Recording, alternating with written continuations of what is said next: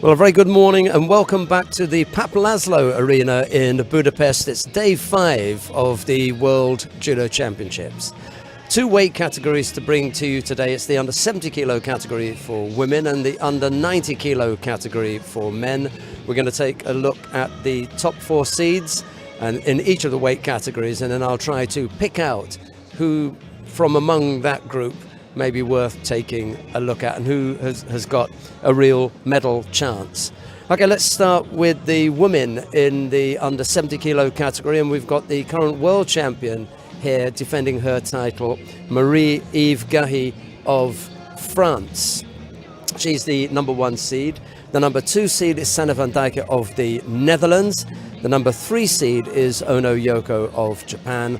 And the number 4 seed is Michaela Polleres of Austria.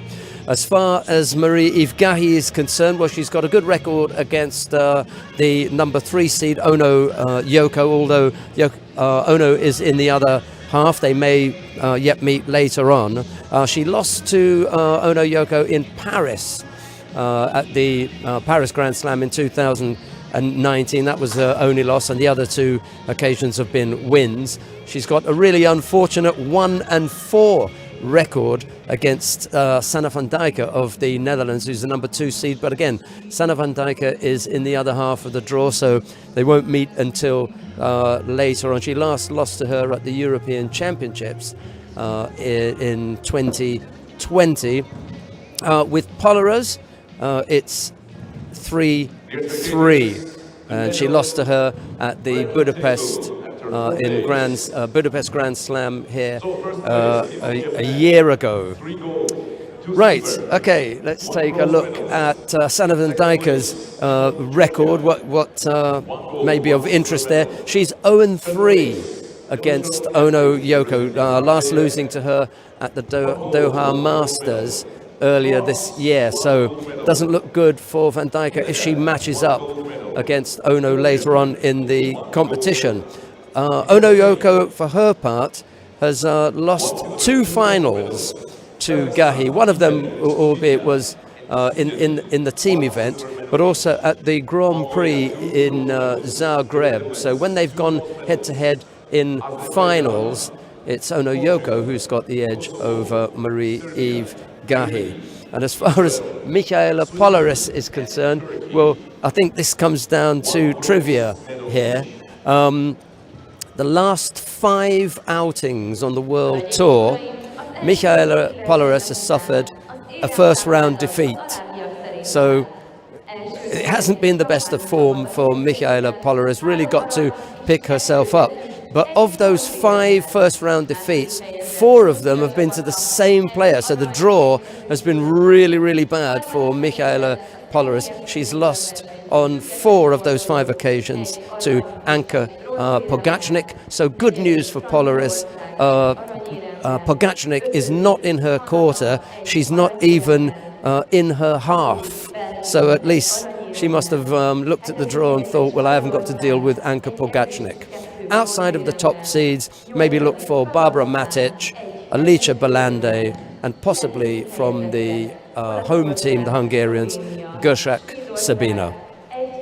Right, that is a look at the under 70 kilo category. Let's take a look at the under 90 kilo category for men. The number 1 seed is Nicolas Sherazadishvili of Spain. The number 2 is Tot Christian of Hungary. The number 3 seed is Ivan Felipe Silva Morales. And the number 4 seed is, Ivan Felipe Silva Morales of Cuba. And the number 4 seed is Beka Gviniashvili of Georgia. The Georgians have already picked up medals. We saw Lasha Shavdatuashvili winning in the under 73 kilo category. We saw Tato Grigalashvili taking silver yesterday, losing out in the final to Matthias Kassa of Belgium, and it's his turn here. Beka Gviniashvili will have a go for taking another medal for the Georgians today. Right, as far as Sherazadishvili is concerned, he is 4-3 against Tot Christian. He is 3-1 against Ivan Felipe Silva Morales. Doesn't look so good when he faces Beka Gviniashvili. He last lost to him at the European Championships last year. He has a 1-4 record against Gviniashvili. Tot Christian also has a losing record against Gviniashvili. It's 1-7. So these are two fighters, Sherazadashvili and Tot Christian, who don't like fighting Beka Gviniashvili. Or maybe they like fighting him, they just don't like the results. Beka Gviniashvili and Tot Christian have got this long running battle over an 8-year period. And Gviniashvili last defeated Tot Christian at the European Championships in Lisbon earlier this year. So it's all recent. Ivan Felipe Silva Morales, silver medalist at the World Championships back in 2018 in Baku, where he lost in the final to Nicholas Sherazadashvili.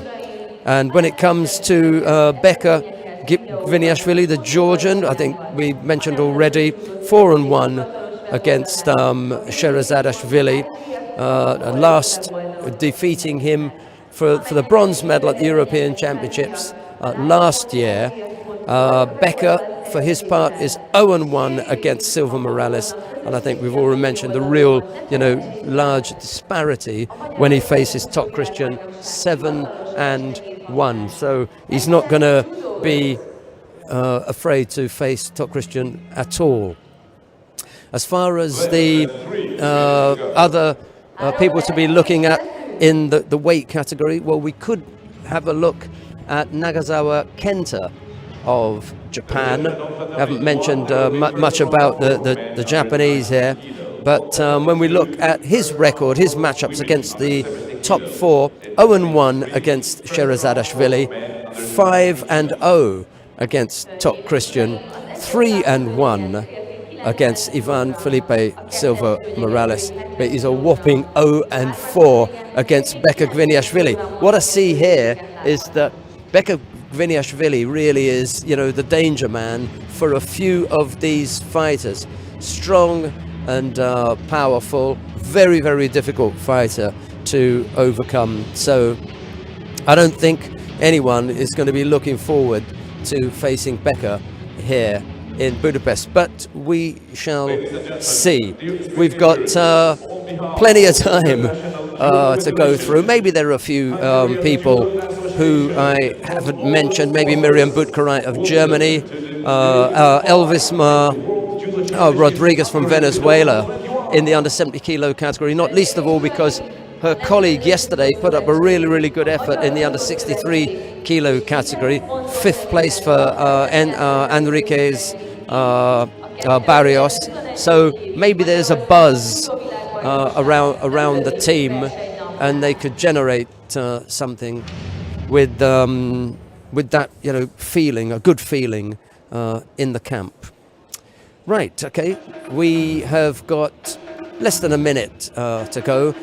As ever, you've got 3 mats. You can choose whichever mat you want to watch. If you click on map number 1, you'll have commentary from former world champion Loretta Cusack-Doyle. Mat 2, it is former world champion and double Olympic silver medalist Neil Adams. And on mat 3, former world champion and world silver medalist as well. We were talking about that yesterday with Dennis van der Geest. Right, sit back and enjoy the action.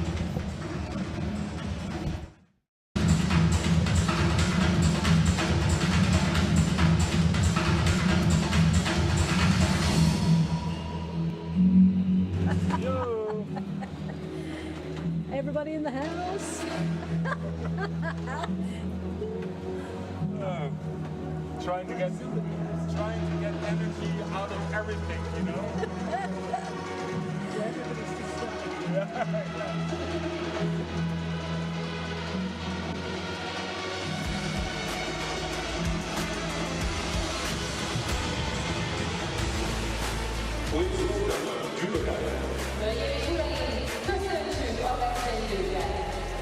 Tatami 1.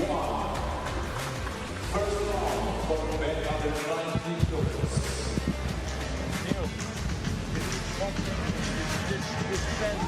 In white, Judo representing Kyrgyzstan. In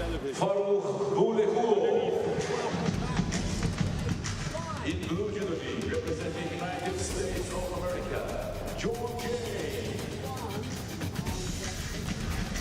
Tatami 2, first round for women under 70 kilos. Good morning and welcome to day 5 of the World Judo Championships Hungary in the beautiful city of Budapest. Today we will be covering the weight categories for women under 70 kilos and for the men under 90s.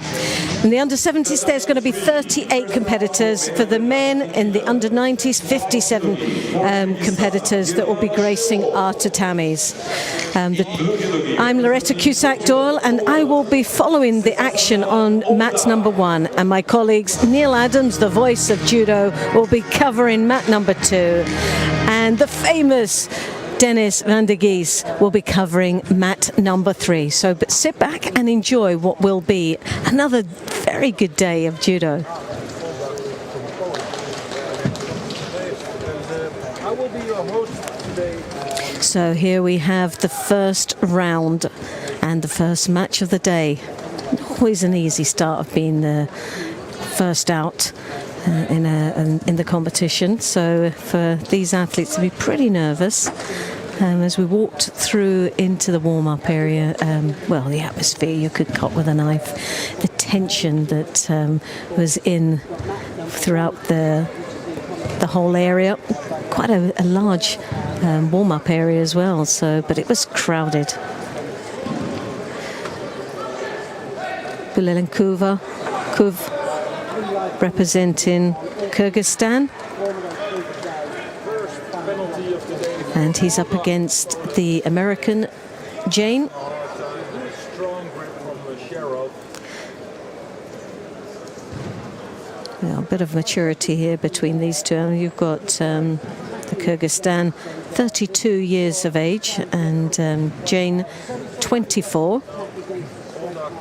Quite an impressive track record for Jane in the junior level, just in Luxembourg and Bratislava picked up bronze medals. Still to get that, maybe it's just this introduction to the World Tour and this World Championships, a real build-up for possibly 2024 in Paris Olympic Games. And quite a few youngsters participating here in this World Championships, and what a performance they have given. Fought out of their skin. This is a very strong, even fought match at this moment. Both have got a Shido apiece, and we're just coming up to the halfway mark.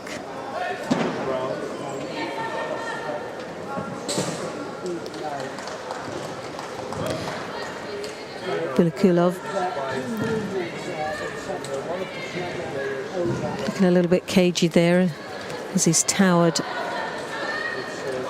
over by the American. As you can see, quite a height advantage, and let's see if he can use that advantage. Someone that big you think comes over the top. Needs to stay quite strong on his feet. After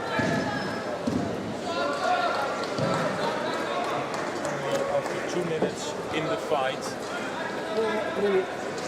Gone past the halfway mark now. I think for me, the American really has to be quite firm in this, take control of this contest. He wants a shot here. There is got a bit of a physical maturity here.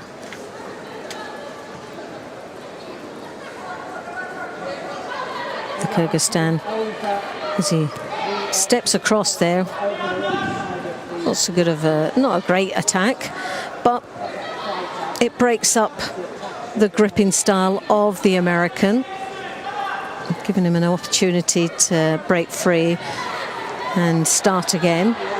Just going to see there's no score at this moment, and we're at the minute and a half stage now, where tactically someone has to sort of change and step it up into another gear, really. Jane still to really make an impression in this contest. picks up a second Shido. Well, really now you want him to be gutsy enough to just go for it.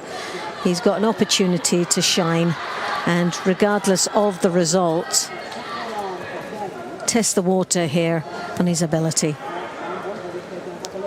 Tatami was her attempt there. Part of me feels he was under a bit of pressure there to execute that last move.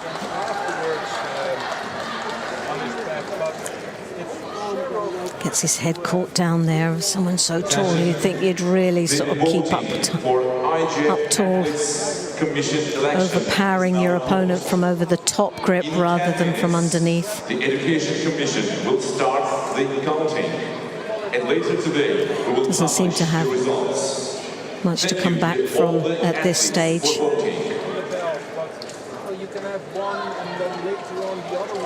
The match has definitely been dictated by the Kyrgyzstan. Bilikulov now works his way in the Niwazi, grabs that arm, but didn't have any head control here, and Jane manages to get out of what could have been quite a dangerous situation for him. 16 seconds to go though, but there's no score, and if there's no other penalties for Jane, we go through to the golden score. But he really needs to stay strong. He's looking a little bit tired now. Condition needs to be improved. Comes over the top. Well, that was a good entry there. Gutsy effort.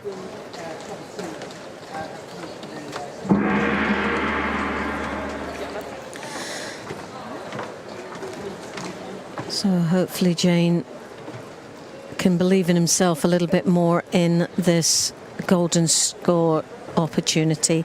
That was the last exchange there, was very strong from the American. Let's see if he can put a couple more like that in. First round for women under 70 kilo. In white, Judo representing. Well, Asodi there from Kazakhstan. He walked straight onto it. And sadly for the American, he's out of the World Championships.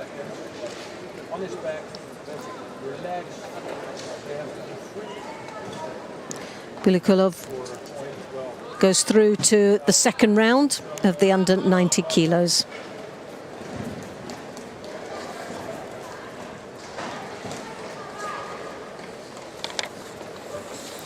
And here's some of the highlights.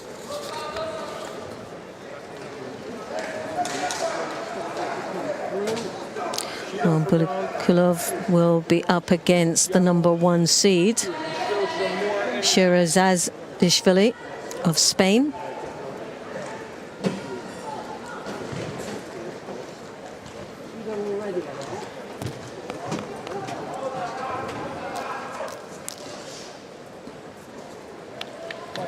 Left to right and it stands.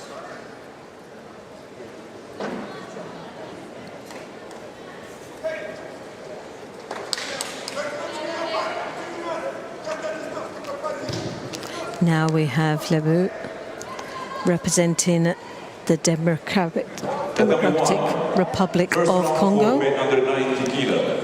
Fifth in the African Championships just recently. 69 on the world ranking. In blue representing Poland, Piotr Kuchera. And there you have representing Poland, Kuchera in the blue. Kuchera medaled in Tel Aviv in 2020 in the Grand Prix. He was also back in 2015 world bronze medalist. He sits 33 in the on the world ranking. An extremely tall athlete he is.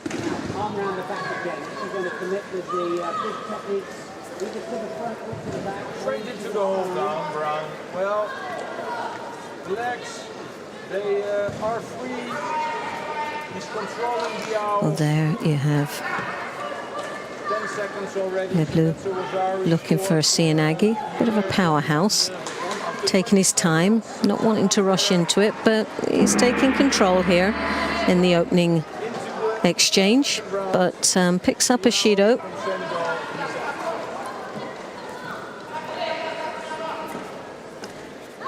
Probably slightly intimidated by the size of his opponent. Definitely does have the height advantage. But I'm always a great believer, the bigger they are, the harder they fall. And sometimes getting underneath some of these taller athletes is a lot easier than if you've got those type of skills.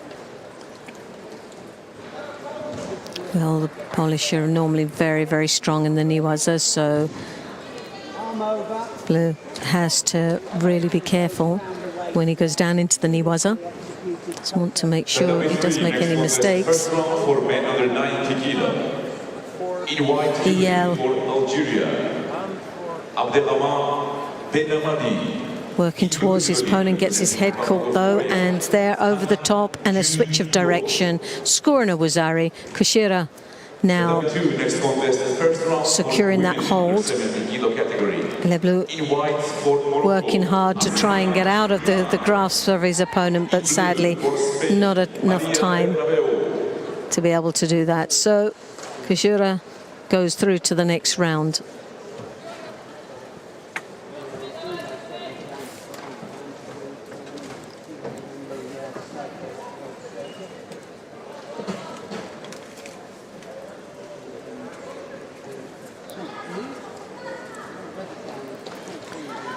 Some of the highlights now. Well, he's given himself a good pasting there. Sumigesh rotating over, securing the Osakomi.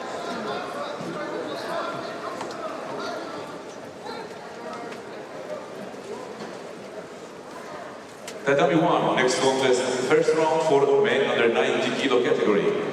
In white judogi, for Colombia, Francisco Balanta.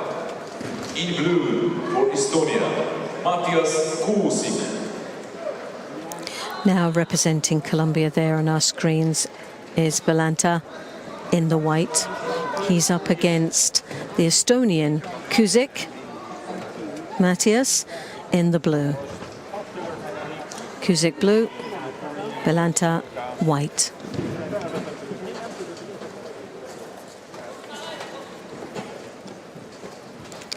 Well, Kusik straight in with the Sianagi, now works his way down in the Niwaza.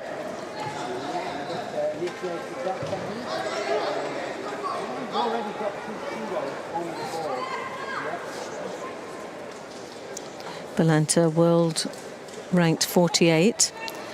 Gold medal in the Pan American Open just recently. He's also got 3 other medals in the Pan American Opens. Quite a dominant figure within Pan Am. Kusik, on the other hand, is 49 on the world ranking. He doesn't have any World Tour medals at this moment, and but best result on the World Tour was a 7th place in 2019 in Marrakesh.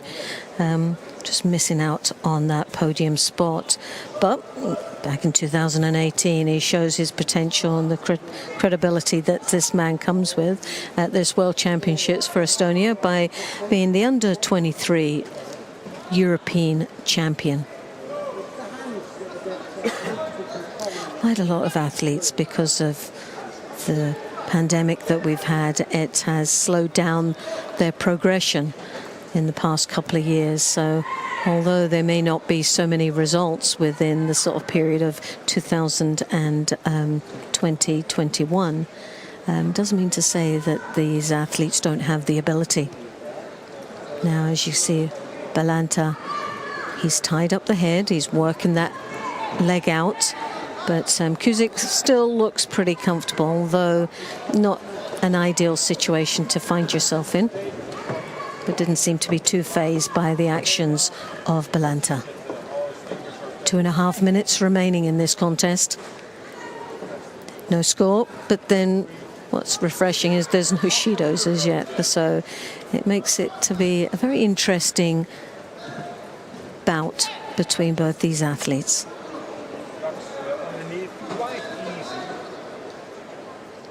Kusik will pick up the first Shido.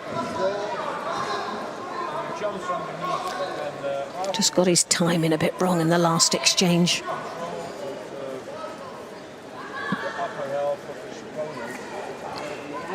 Kuzik comes from underside, works his way, gets the Wazari, now takes the lead. We've just got past the halfway mark. Kosota, Yoko.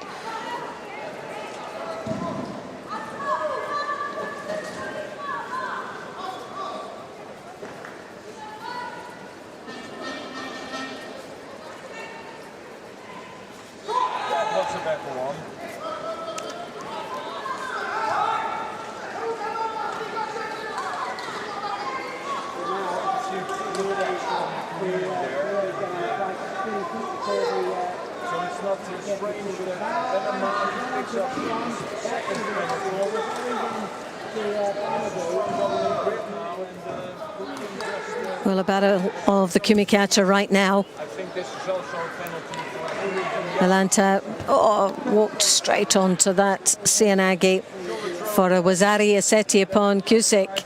Takes the win and a place in the second round. inner leg throw, just left foot.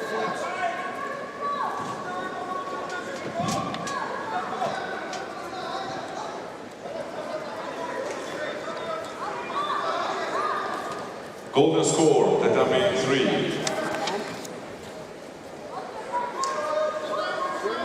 Golden score.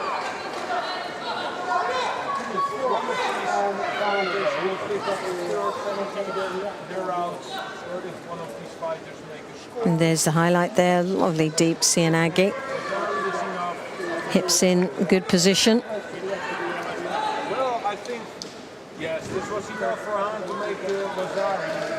It was Benamadi who tried to make Ashiwaza like a... Right, this is one of the athletes that I rate and is always there and thereabouts on the medals. Edward Trippel from Germany, world rank number 15. Just recently got a silver medal in Kazan. Someone that is just now showing his form. Masters, he was also a bronze medalist this year. He's had a very impressive junior career and has progressed nicely through as a senior. And for me, is a real contender and one of these athletes that has the capability of upsetting any of the top seeds. He's up against Israel Bilovic. In white, judo for Sweden, Marcus Niemann. In blue for Liechtenstein, The Israeli, 20 years of age, just a youngster coming through the ranks now. Fought in Tel Aviv. So gained a bit of experience there to follow from his junior successes.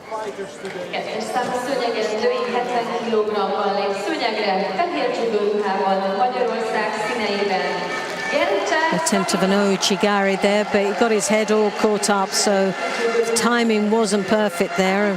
Possibly just under pressure, just threw that one in, but now finds himself on the receiving end of triple in the Niwaza, and that's dangerous.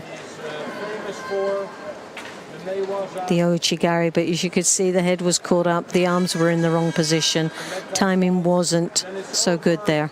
For Schwendinger, because he's so strong, the Swedish fighter in Niwaza. Here it is, the hold down.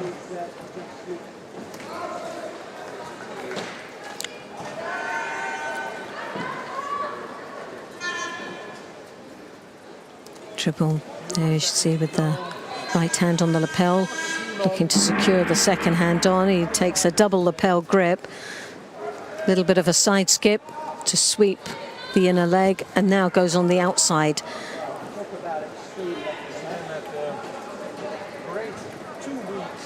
Timing a little bit off on that last exchange.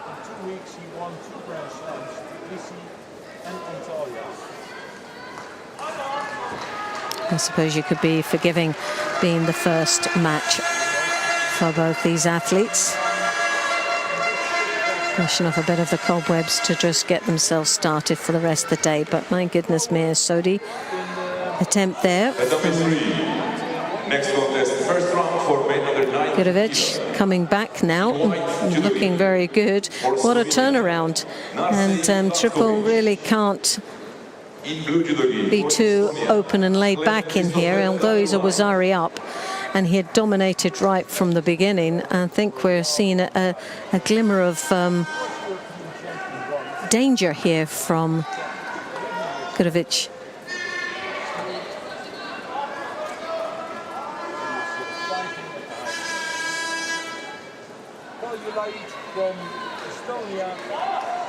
Israelis are very, very strong athletes, always well prepared. And definitely a team never to underestimate. 1 minute 20 seconds remaining. Triple maintains the lead of Wazari.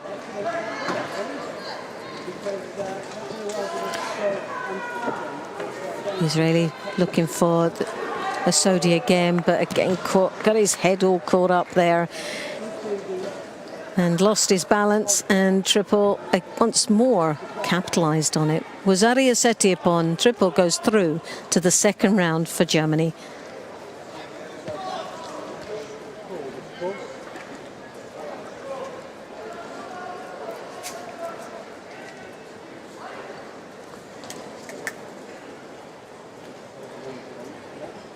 And here's some of the highlights. Kosota, nicely done.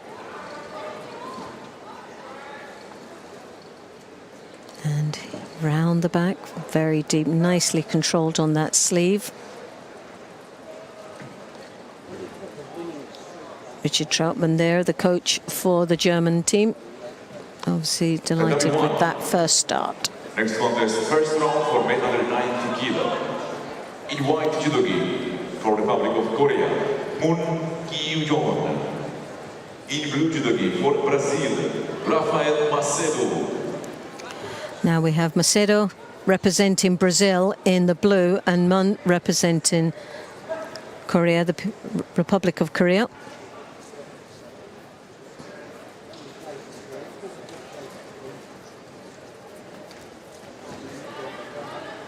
Straight away, Mun comes in for Asianagi. Timing was a little bit out there.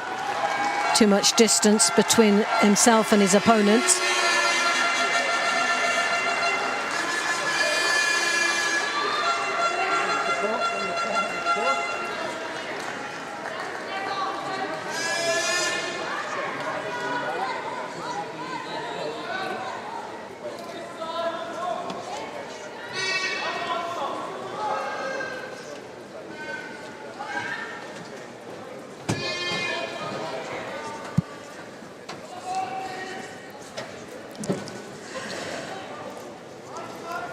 Macedo looking to throw that arm over the top. He's trying to get free of the sleeve grip that Mun has got. Cause him a little bit of a frustration.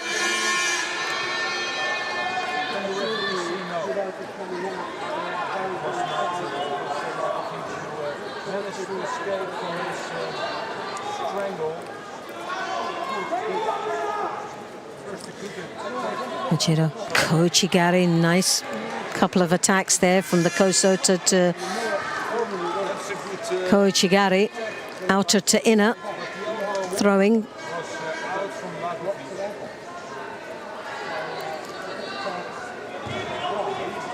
Works well with the feet, the Brazilians, makes him very dangerous. Pressure is on the Slovenian. Mun now has to come back with a couple of attacks. If he gets the opportunity to get two hands on his opponent. Comes in with a Sianagi. That's a really good entry there. Macedo had to block quite fiercely there and come round his opponent to avoid getting scored upon.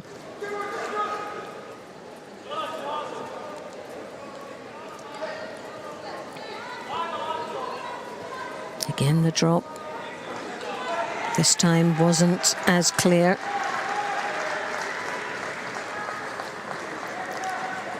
Got to be careful. Doesn't overuse the Cianagi and make sure that it counts each time. The Brazilian Shido down. And now Mon has picked up his Shido.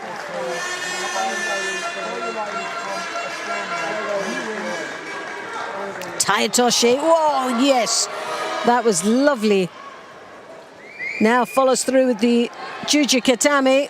Good transition. Mon working extremely hard to get that arm out. But very sharp indeed from the Brazilian. Let's have another look at it. Steps right across and really perseveres with that. The elbows and hands were already touching the mat before he actually got the rotation. He then had to really use his shoulder and the head movement to get his opponent over. Mon did extremely well to get off that one. Now, infringement of the grips. So Mon now puts himself in even more danger with the second Shido on the board. As we know, one more would result in the hand Sokimaki, a disqualification. Again, the Marotti Cianagi.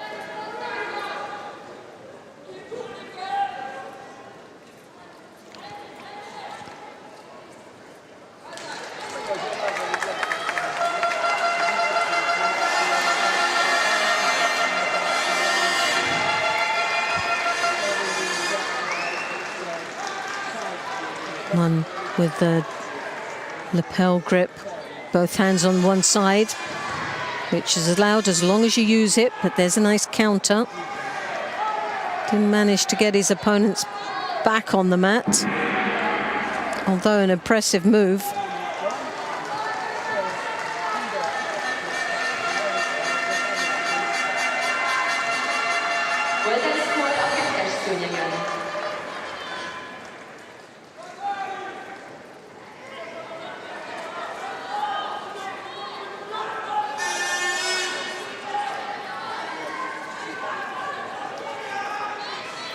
Once more, but then again, now we're starting to see, well, when I was saying earlier on about overusing a technique, that was very close to being a poor attack.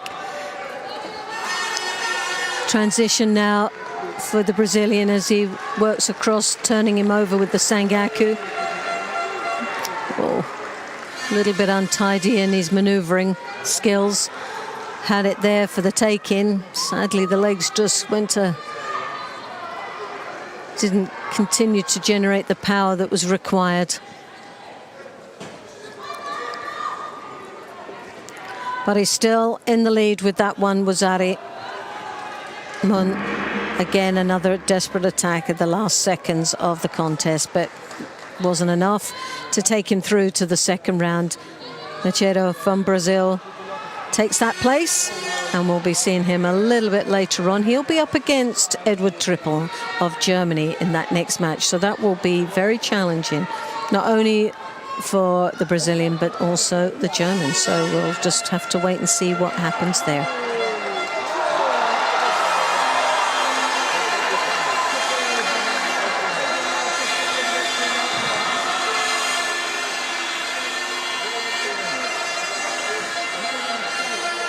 There's some of the highlights. That Taitoshi, beautifully done.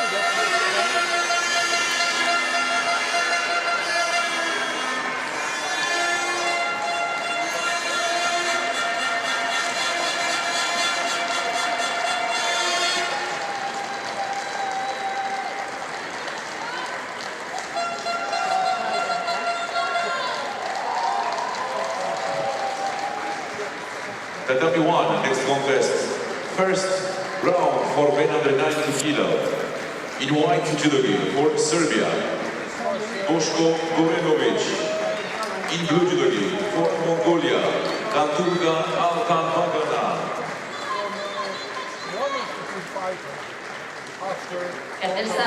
Gorenovic from Serbia, now in the white. He's up against Gantulga of Mongolia in the blue.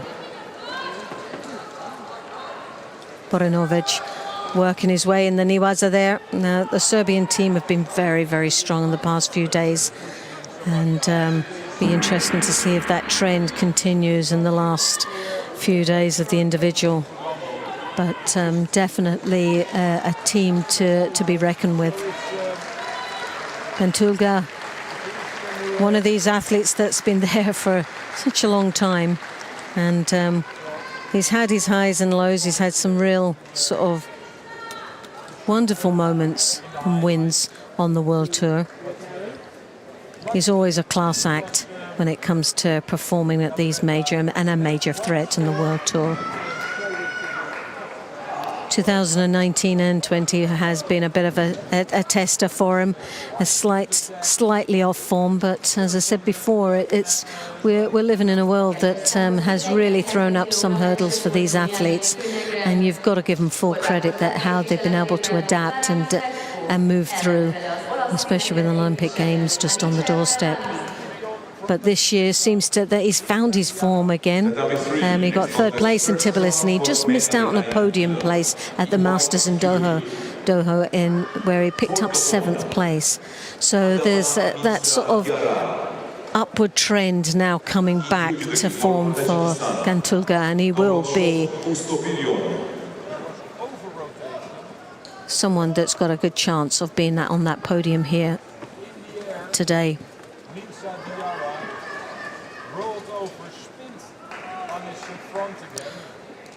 Borinovic from Serbia. Well, he's got no medals on the World Tour, but he was third. He has been on the European circuit with 3 European Cup medals, and just recently a gold one. He's got 1 gold, 2 silver and a bronze so far, so he's getting himself out within Europe.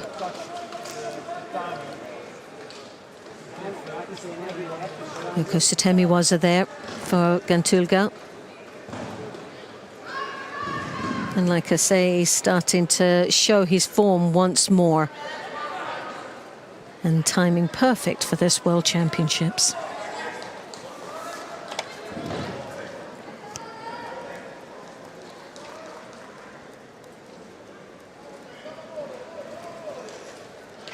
So Gantulga goes through to the second round, and he'll be up against the winner of the next match that's coming up very shortly.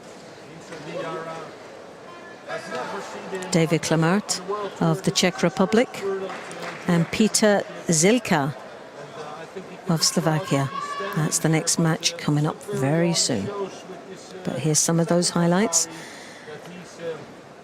The previous match coming right underneath, just catching the head under the armpit there and rotating nicely for that Yoko Satemi waza. Here, Klamert there in the white. Zilka for Slovak. Tatami 3, next contest, first round for men under 90 kilo category. In white judogi, representing Egypt, Hatem Abdelacher. In blue judogi, representing Kazakhstan, Ismail. Well, a very fast pace to start with in the exchange of this first round for these two athletes. A little bit defensive though for Klamert, who picks up his first judo. Obviously wasn't expecting that bit of a Brilliant score after 22 seconds. Sharp movement and action in the first exchange. Deep underneath of the upper. And Bosbayev, also Grand Slam Grand Prix winner, never medaled at the World Championship, but he starts his World Championship really well. It's on the sleeves. Sienagi from Klamert, who picks up the Wazari. Now he changes the dynamics of this contest. Firmly in the driving seat, but still plenty of time for Zilka to come back. In blue judogi, representing Ghana, Gwajo Anani. Klamert cannot just hold back on this, defending his way through in the next two minutes 45. There's still a long way to go. But there he is working off that Makikomi at the edge of the contest area. So he's still fully engaged in controlling the pace of which he wants this contest to go. The referee already called Mate.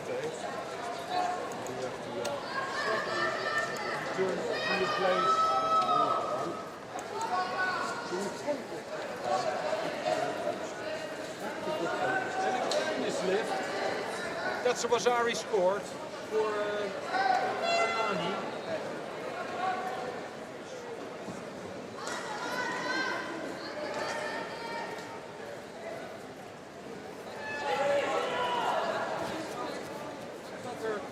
Just jump in with his attacks because there's a lot of lifting power in this guy.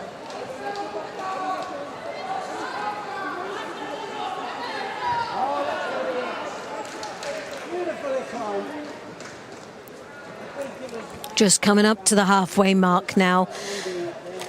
Clemert still leading with that Wazari. Zilka still chasing. He's got a high collar grip though. That right hand deep onto the collar, trying to draw down on the head of Clemert.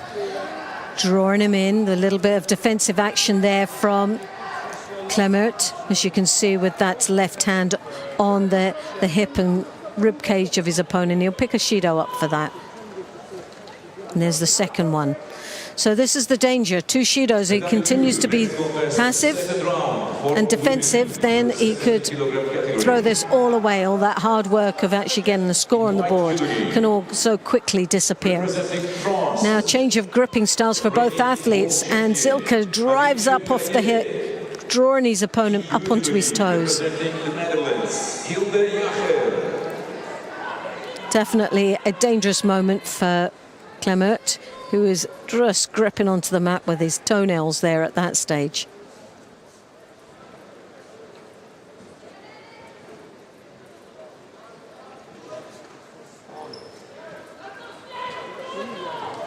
Well, Zilka, it was a double grab.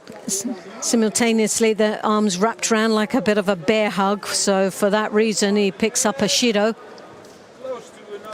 And Zilka again putting the arm on the hip. It looked a bit defensive there.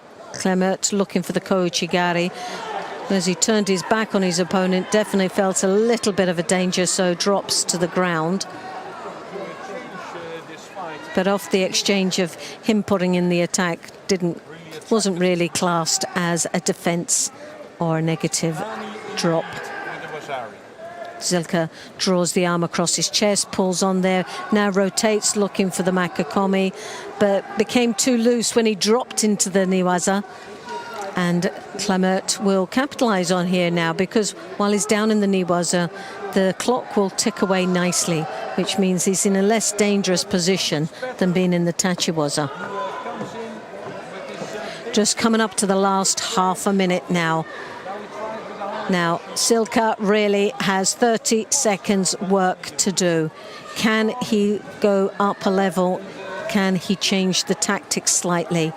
The ultimate surprise to come back into this contest, or even just to steal it at the last seconds of the match. At the moment he's finding it difficult to even get his kit together, so those arms are already starting to look burnt out.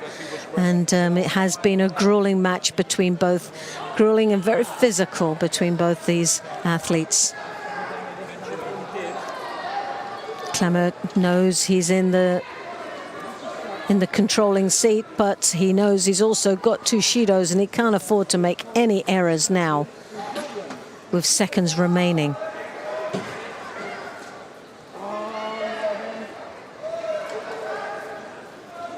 Zilka desperately trying to get back. Sutemi Waza with a Tomonagi. Zilka drawing his opponent down. It was a bit slow motion, but as you could see, although it was slow, it was controlling, and he was bearing his opponent down onto him, and also the legs were lifting, so indicating he was attempting a Sutemi Waza attack.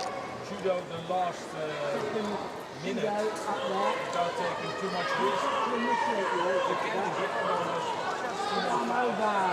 will still be hard times for Hanani to win, because you can see Kata is speeding up.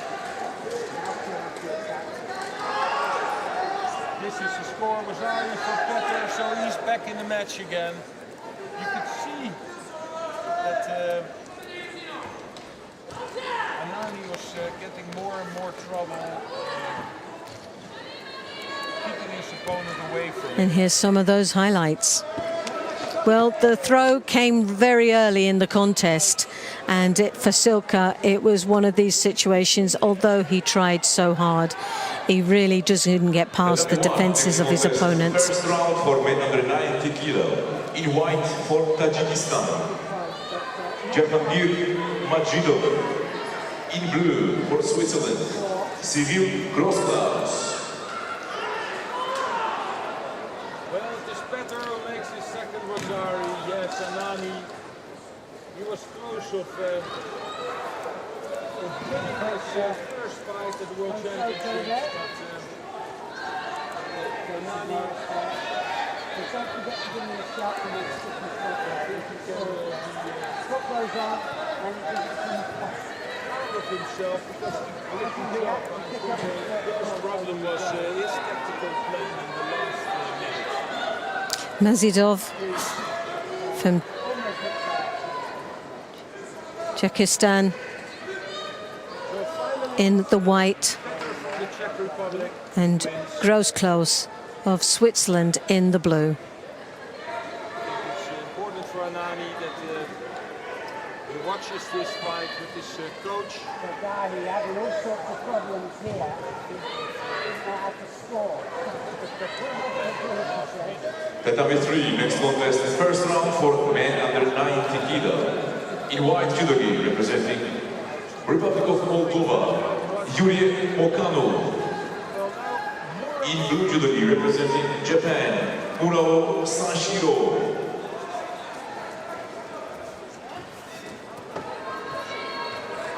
Mazidov there drawing down on his opponent's shoulders.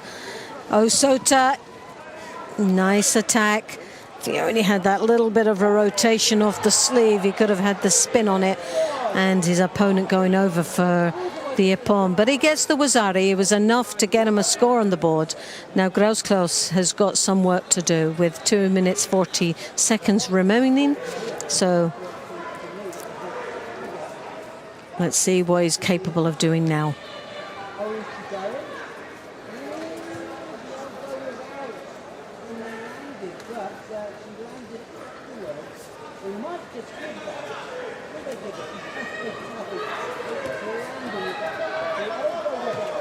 Mazidov looking very, very strong indeed. 18 seconds left here. The world champion, the defending world champion, finding it difficult. A battle of grips now. And to the other side, straight on his back, smoke alone. He fell. Mazidov looking the stronger. A Wazari up. Staying fully engaged in this contest and dominating the pace, and which he likes. Grossklaus just playing a bit of a chasing game now, really hasn't had any opportunity up until now to take control. Sutemi was her attempt there.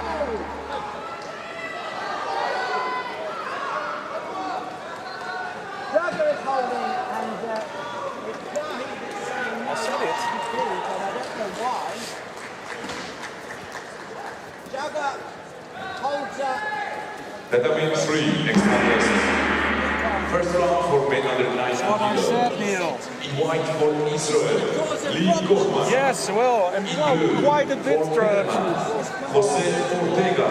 Position there, I think, was so right. To put it into my commentary position.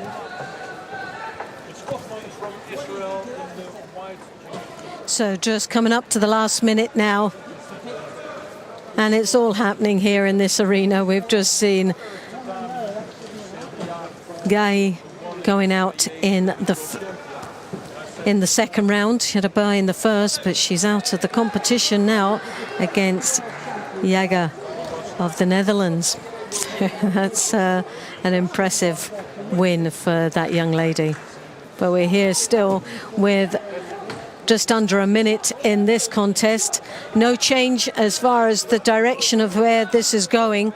And Gross-Klaus really has battled away from the beginning to this point now, and still no closer of getting past the defenses and the technical expertise of his opponent. But I have maybe talked too soon. Awazari now into Awazari. Eseti upon as the clocks tick away. Gross-Klaus steals it in the last half a minute of this contest. It didn't look like he had anything left to give throughout, or even right from the beginning, but he's quietened us all down by taking the win just at the last 33 minutes and goes through to the next round. Well, he'll be silently relieved to get that one over. It was looking to go all horribly wrong for him, but at the last stage came through.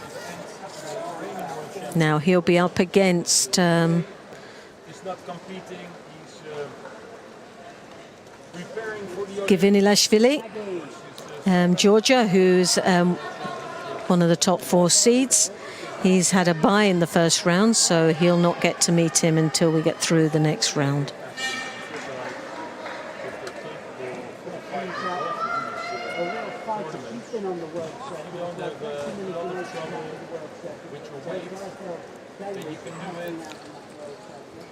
Tatami 1, next contest. First Well, it was an attack too far for in white judogi his opponent, and made that mistake there.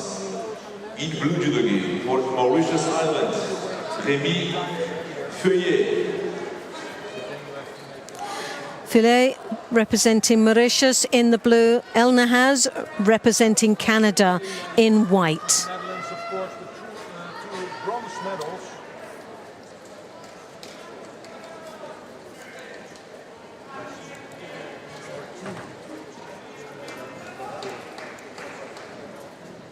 El Nahaz 46 on the world ranking as it stands. 25 years of age, very strong athlete.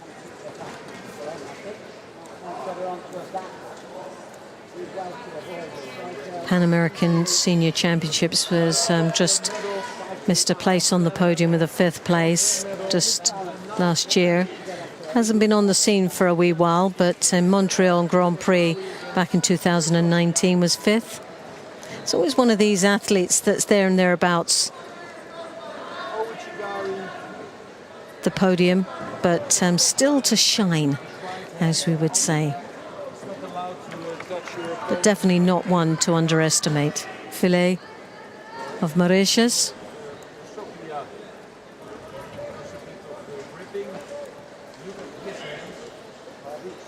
But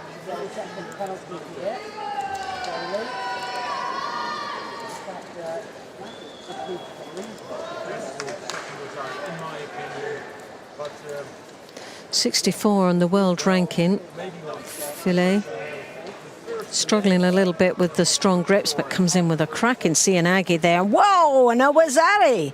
So Filet takes the lead here. make the hold down.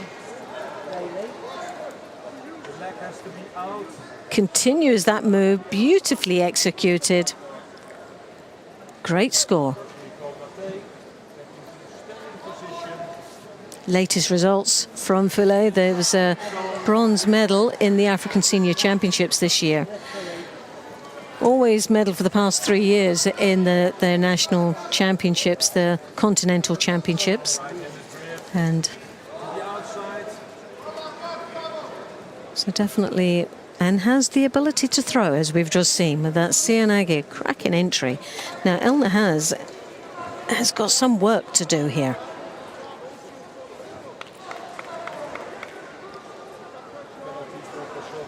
The coach is now trying to really boost the confidence of El Nahaz and try and pep him up there. Tell him he's got to go for it. Change the pace. Up until now, he's been cruising, and cruising actually suited the Mauritian.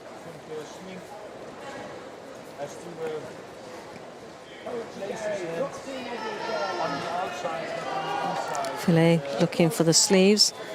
El Nahaz comes round the back. Uchigari again stumbles El Nahaz to the rear. Nice attack. Since that Sianagi coming again, but El Nahaz looking for the counter.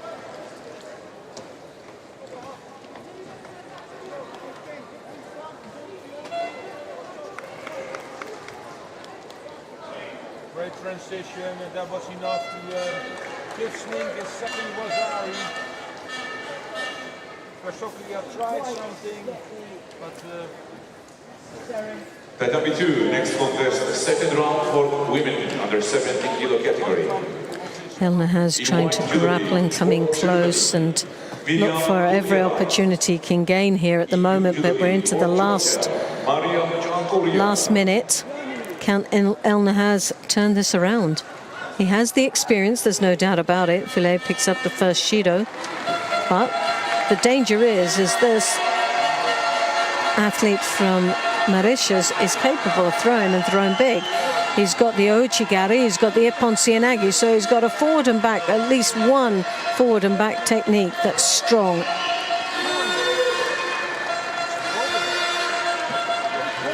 Anticipated that move from El Nahaz, blocked it well. Half a minute remaining. El Nahaz in trouble now.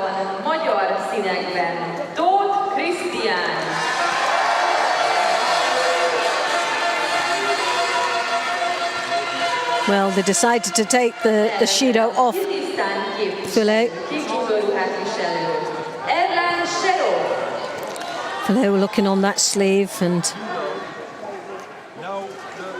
danger if he allows that arm to go over the top, but with 12 seconds to go, he looks up at the clock. Now, no Shidos remaining, no Shidos on the board, so he can be quite defensive, and I think he'll pick up one right now. And who would blame him? Up until now, he's done a lot of work here. El Nahaz has just really been trying to come back right from the beginning. Tatami was her attempt, but it was very loose, and he knows it's all gone. The dream of being on that podium here today has just disappeared. Filet, on the other hand, has got through to the second round for a few more challenges along the way.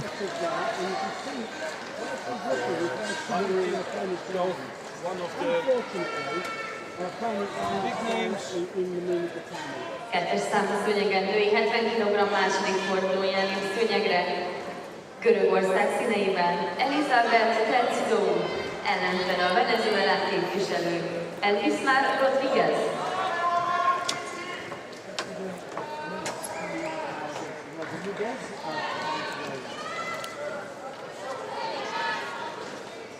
There you have some of the highlights. That's Sianagi, nicely planted, good rotation, perfect lift, and a great finish.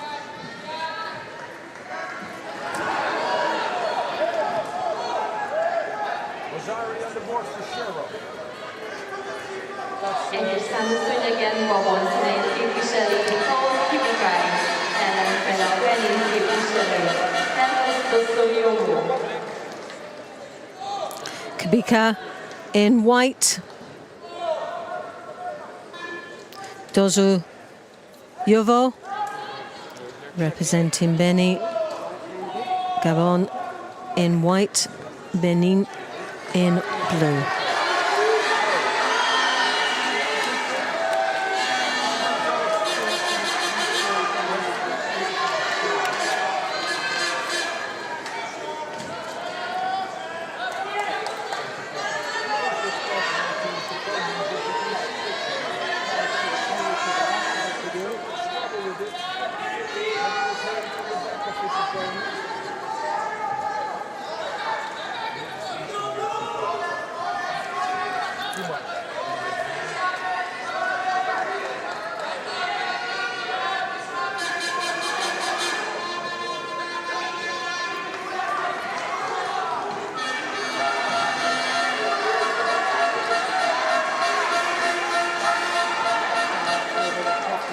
Well, Gabon looking a little bit tentative there. He's slightly unsure.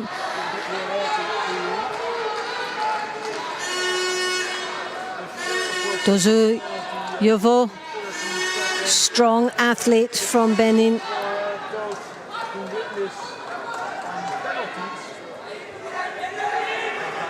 I had the privilege of being over there and working with some of the athletes. It was with the IJF Academy.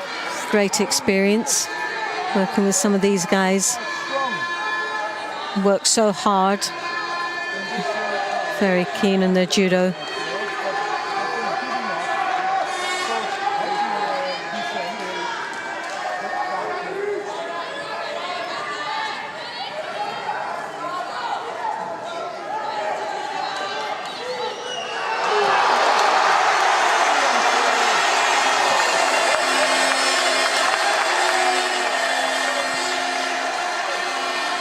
Well, the noise is deafening here in the stadium, and the reason is Dot obviously is on the tatami gracing this championships and has just won his first match, so quite deafening in the background here.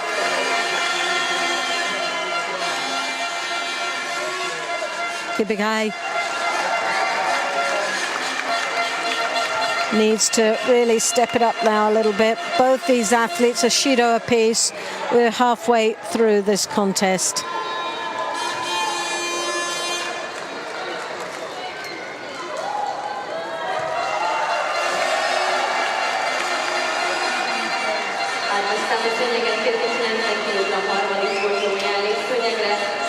As he opens up, looks for an opportunity there. Got to be careful not to overdo it on those Sianagis because he's becoming tired now. Connection, he needs to get his hips in a little bit deeper there.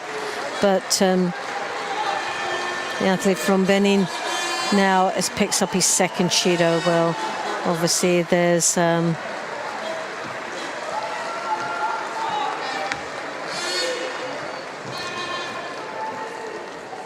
seemed to be a bit of blood on the kit, but the referee's having none of it, just saying, get on with this.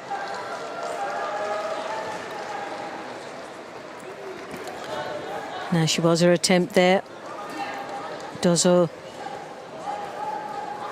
Yovo coming in for a Marote Sianagi there. A little bit slow in the entry and gave his opponent enough opportunity to counter it.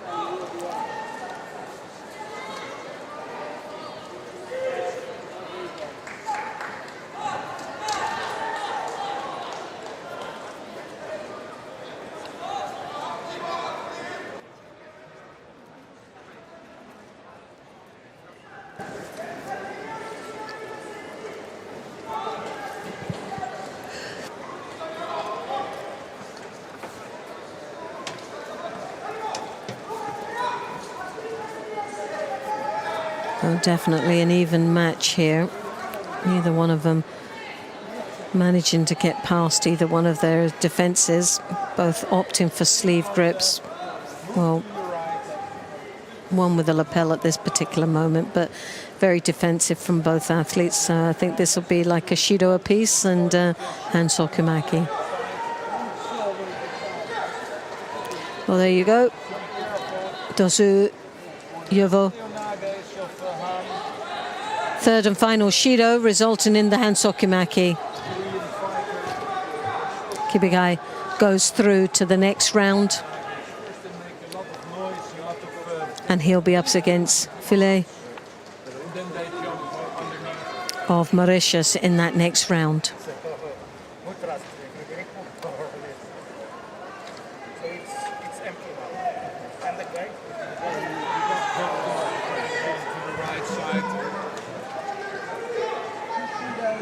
Most of the throws we saw from Hungary, the attacks were on the left side, but now he changed it to the right-handed position.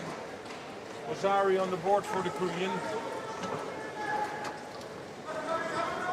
Egyes számú szőnyegen 90 kg első fordulóján szőnyegre lép. So now we have representing Latvia, Zanu Neves, in the white, and he's up against Stewart of Great Britain in the blue.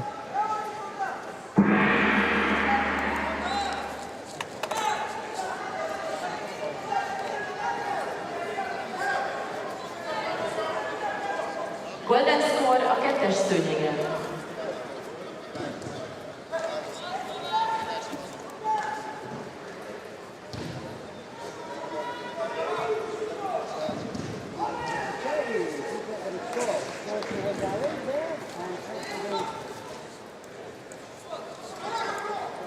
Latvian 149 on the world ranking.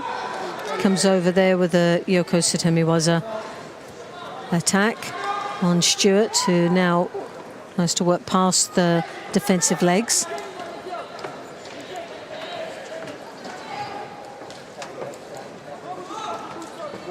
"21 years of age, this young man from Latvia.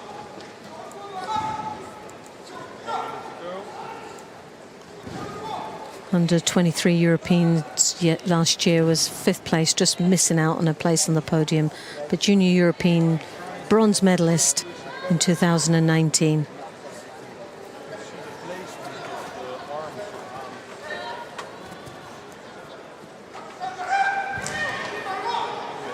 Stewart defending down there in the Niwaza at this particular moment. Still to make an impact or any sort of impression here today at this Worlds. Needs to step up into the next level. His dad there as the coach, Dennis Stewart, an Olympic bronze medalist. Trying to follow in the footsteps of the family member. First moment I thought, okay, he's dropping on his knees. That could be a second penalty for him. But he was then, when he was on his knees, he just pulled Brown with him on his side. So 2 scores for the Korean.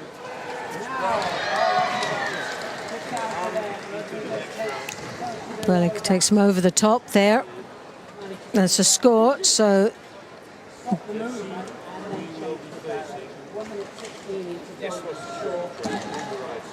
drives through Bozari, taking him off to the side there. So now Stewart has got some work to do. Markus Niemann, in blue for Estonia. 41 on the world ranking. Attempt of a Sodi, but you could see the defensive action. And although Max Stewart tried to counter him, he landed first, and there was still control from the Latvian. So quite sure that it'll stand.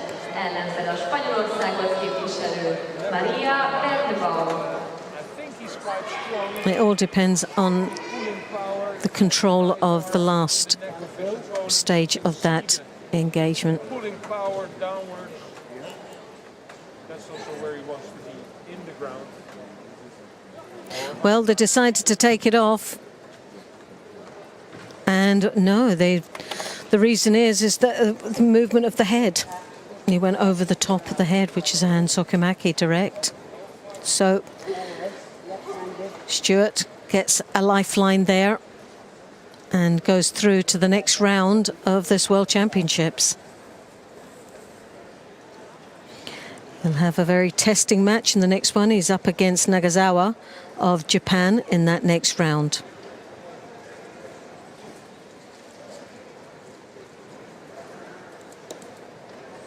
So let's have a look.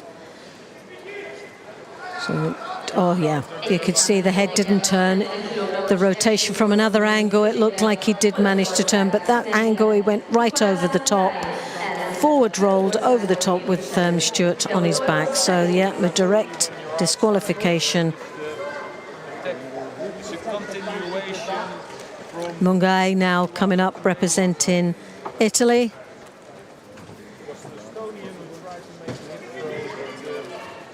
Talizzi representing Greece in the blue.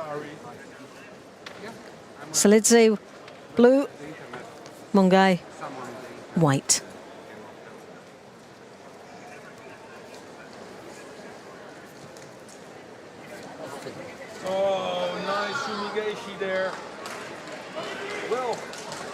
great win from Niemann.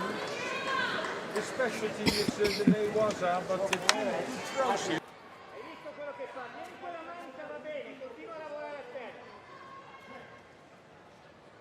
Not my favorite technique. You see it so many times that helps people to avoid the fight, to get into a Newaza situation or trying to get out of a difficult situation.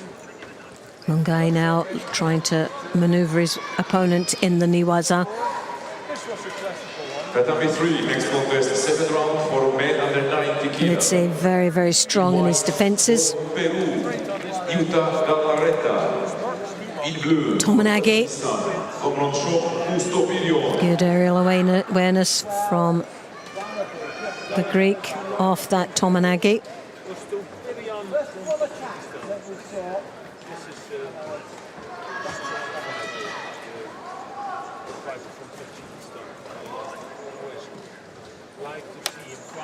Ketteszem a szőnyegen, fehér csuklókában félkórát képviseli Kim Sung-yeon, ellenfele a Mongóliát képviselő Szerendulam Chimay. 2.5 minutes remaining. Well, so far it's been an even match. A difficult one to call right now. Tominagi, once again, that we saw earlier on. Nice enter there. You sort of feel that that's a possible threat. Again, another attack from the Italian with the Cianagi. 2 strong attacks there. So pressure on. Talizzi picks up the first Shido.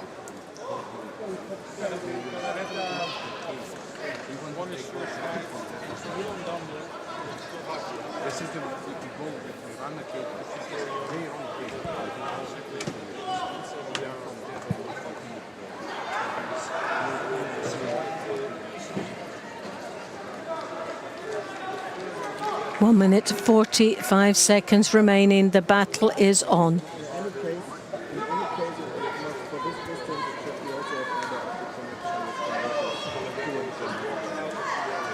Transition nicely into the Newaza.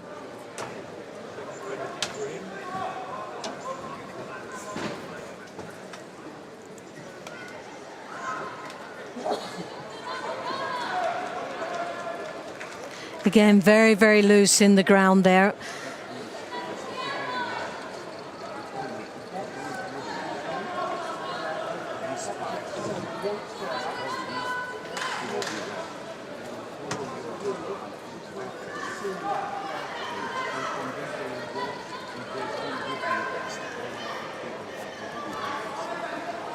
Tominagi tries to draw onto that arm, but referee calling mate.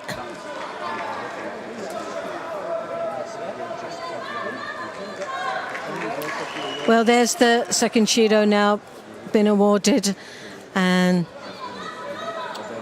Talizzi looking in trouble as we now count down in the last minute of this contest. Tominagi once more, this time from Talizzi.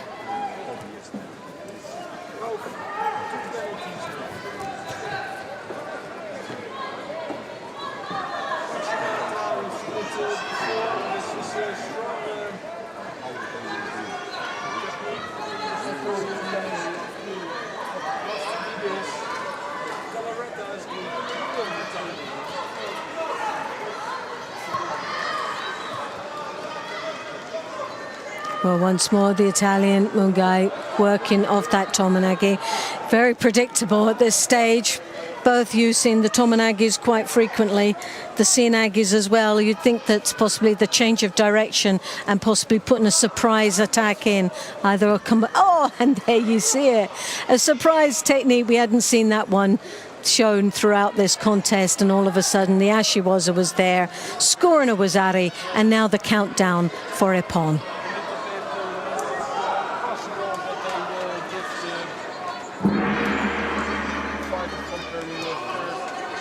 So Wazari Aseti Ippon, and there a change of what was the norm with the Tomonagi that we'd seen, the Seonagi, and there the Ashiwaza was there that gave him the ultimate score to be able to finish with Ippon with the transition into Niwaza.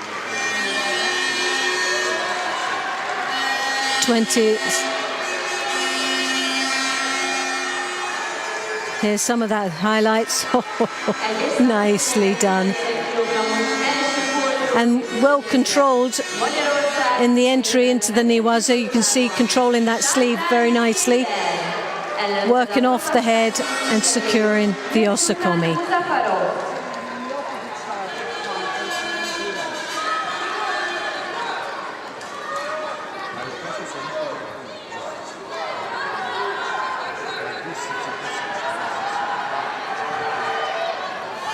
Stephanie representing Hungary.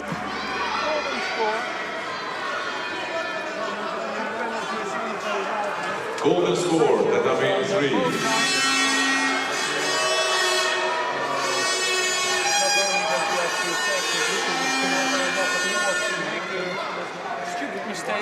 Mu Zapanarov of Kazakhstan.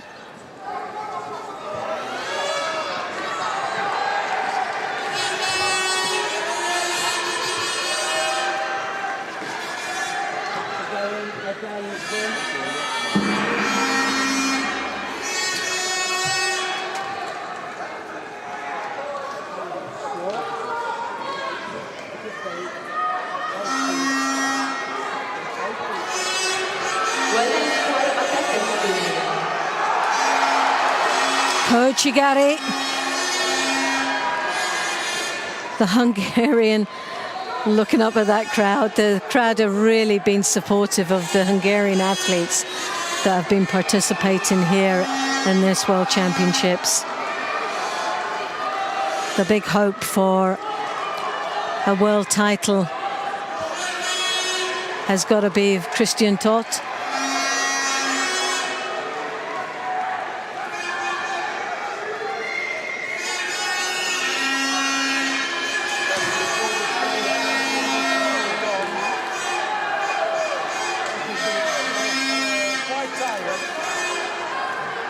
The Kazakhstan trying to control those arms, especially coming over the top. That's the danger. And the hips are oh, so close. He was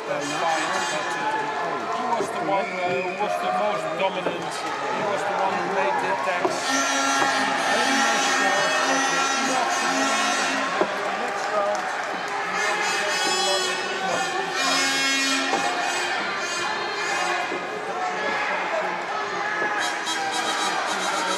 Seonagi. The stalemate in the Niwaza, but the Wazari up for the Kazakhstan. The second round for men under 90 kilo. The Hungarian. White judo.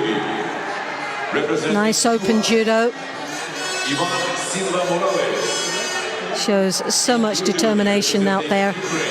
Desperate to not only move through to the next round, but to please this home crowd. Kazakhstan working off that sleeve.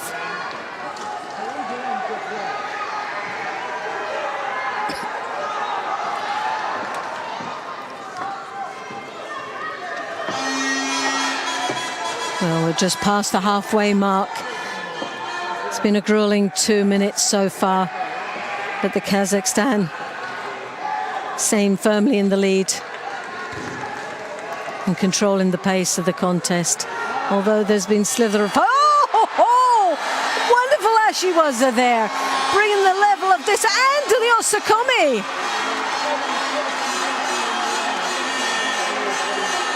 Safrani there, holding. But The Osakomi broken, didn't get the Wazari Aseti upon he needed, but my goodness me, what a comeback. Beautiful Ashiwaza.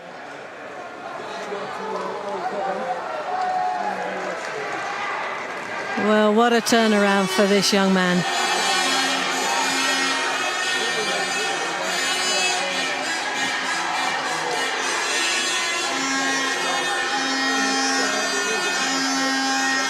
Tatami 2, next contest, second round for women. Oh, Coach Igari. In white judo gi, for Germany, Giovanna. Well, the Hungarian has come alive. In blue judo gi, for Uzbekistan, Gunoza. And getting closer and closer to that second round.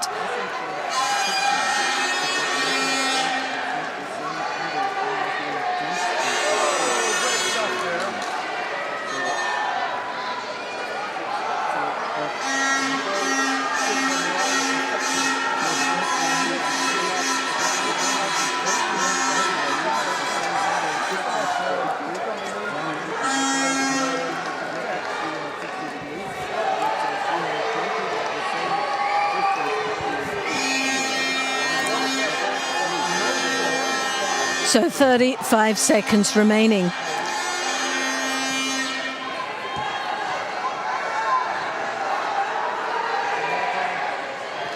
Shido apiece, a Wazari apiece.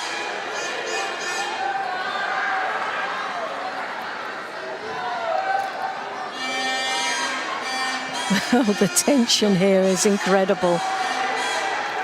This is a match that has definitely been opened right up. And you would say a slight percentage of advantage goes to the Hungarian with this crowd behind their athlete all the way.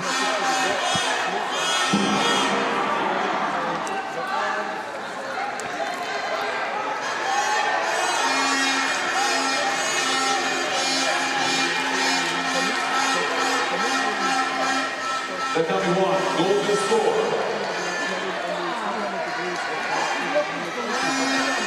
Sinagi.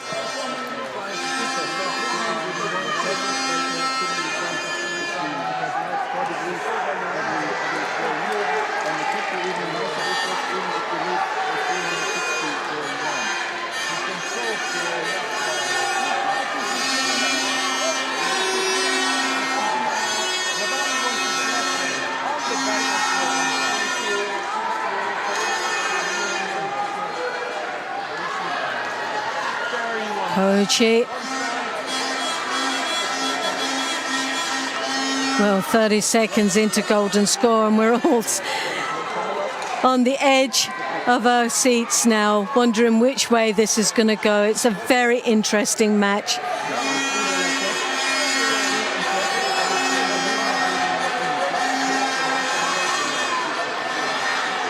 Big harai attempt there, defended nicely from the Kazakhstan.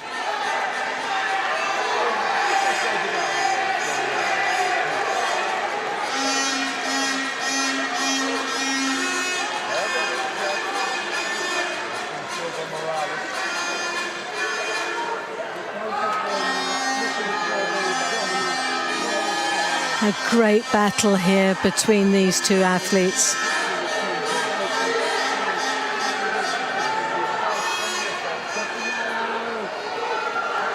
Zaparanov looking tired now, but Safrani still, although he's wiry in his judo, looks very dangerous, but looks tired. Well, there was a Sianagi, but a pause due to the mate.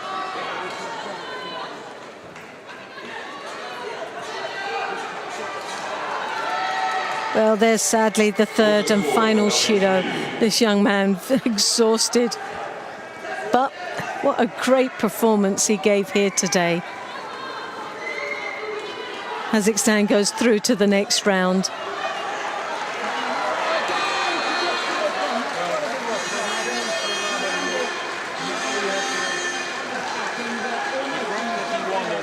Left arm back of the Cuban.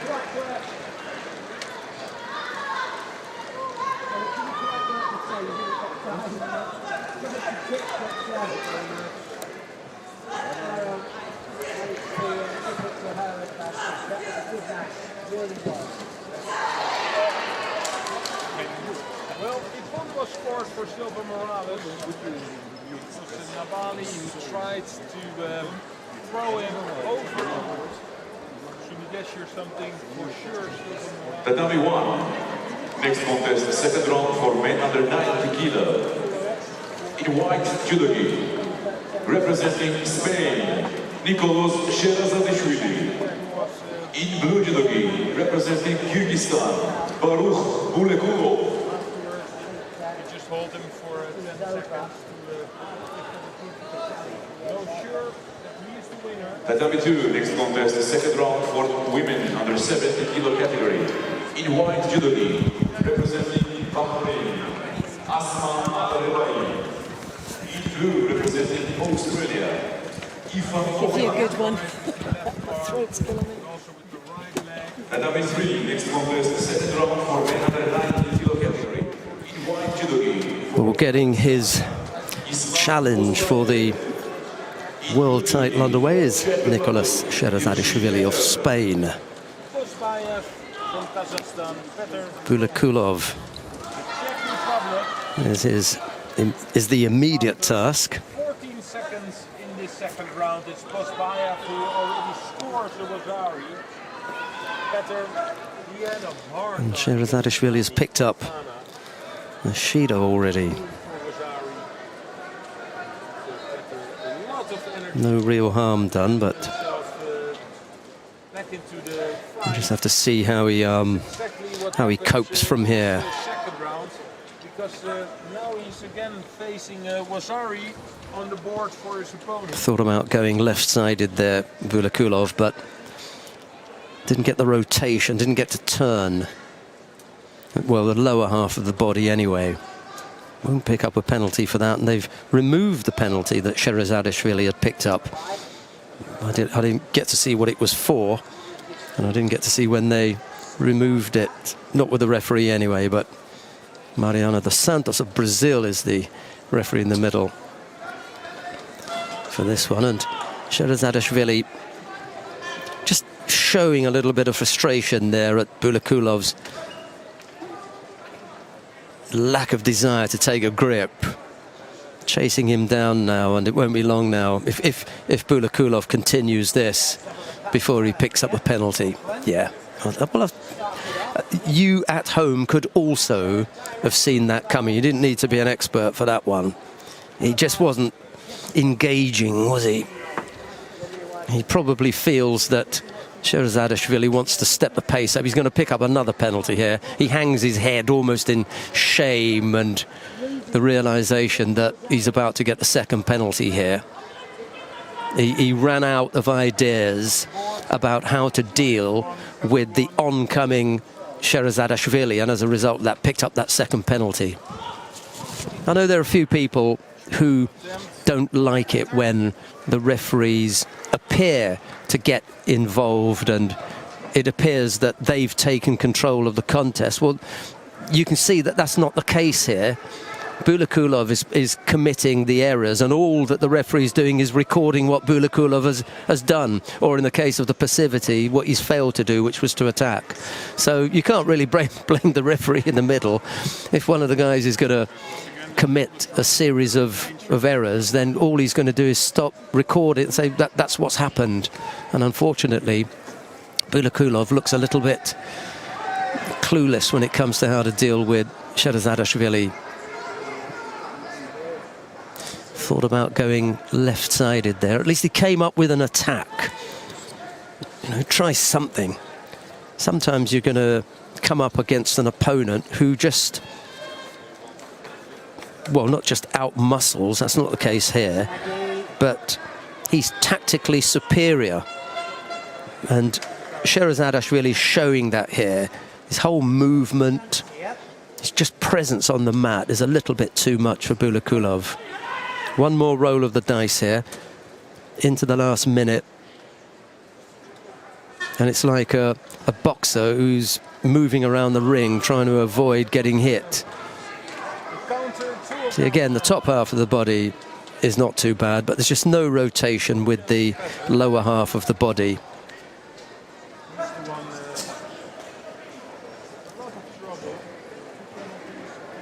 This one's on the limit for me, but it's going to fall on the other side. And I think there's this, for me, there's a feeling that it's the attitude in the contest that has given the referee the ability to say, look, I've seen what you've been doing for the last 3.5 minutes, and that last attempt there, although it wasn't that bad, it's just not good enough. And my feeling is that you're just trying to avoid gripping up. Taking too much risk. That's a shame, because Bulakulov is not a bad boy. He just hasn't performed to the kind of standard that you would expect. He's on his way out there. He doesn't want to know. He's got himself into a bad position by having ducked underneath anyway, and then he's just looking for the exit, isn't he? If there was an exit sign on the tatami, he'd be looking for it.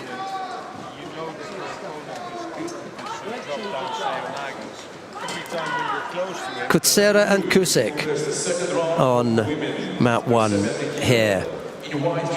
Things just beginning to warm up a little bit. It's the time of the day when you've had the first rounds and maybe you've had 1 or 2 surprises, and then just as you go through the draw sheet, you come up with some real gems. They are about to come. Kutsera and Kusik, probably the last of the, okay, I can go and get a coffee matches, if it is that you're not Polish or Estonian, because of course you're glued to your set now, aren't you? But it won't be long before you won't be able to move, especially by the time you come to the quarterfinal. Don't miss anything, as there'll be some super contests coming up. Both fighters have picked up a penalty. Kusik with a heavily strapped left hand, and there must be something going on with left-handers, because there's more tape on Kutsera's left fingers than I've seen in my local pharmacy.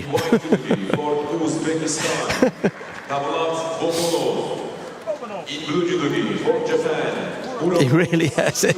Every finger is taped up. Poor fella. You know they've been suffering. And that's really from the gripping. Every so often you'll just catch someone badly and the finger will get bent back. It's not necessarily a dislocation or anything. It's just, you know, tendons get strained, bones get hurt. And those sorts of things take a long time to recover.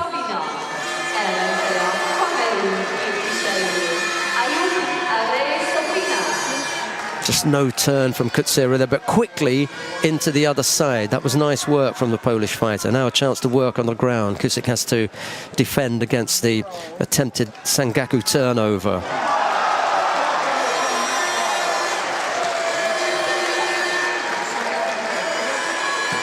Wasn't quite making enough progress for the referee's liking. But Kusik anyway picks up a second penalty, and with 2 minutes left to go, that doesn't bode well. To stay penalty free for 2 minutes when you've got someone pressuring you is very, very difficult. He breaks that grip up, and Kutsera looks to come back again. Just wants to get the right arm off his lapel. Not comfortable with that.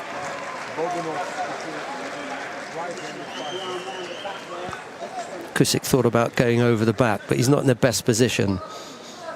Failed Yoko Sutemi was an effort. A little bit untidy there from Kutsera. He doesn't need to rush this. Kusik has picked up 2 penalties, and it may very well be that there'll be a third coming. No need to rush things. Just remain with that single Shido. Let Kusik do the rest.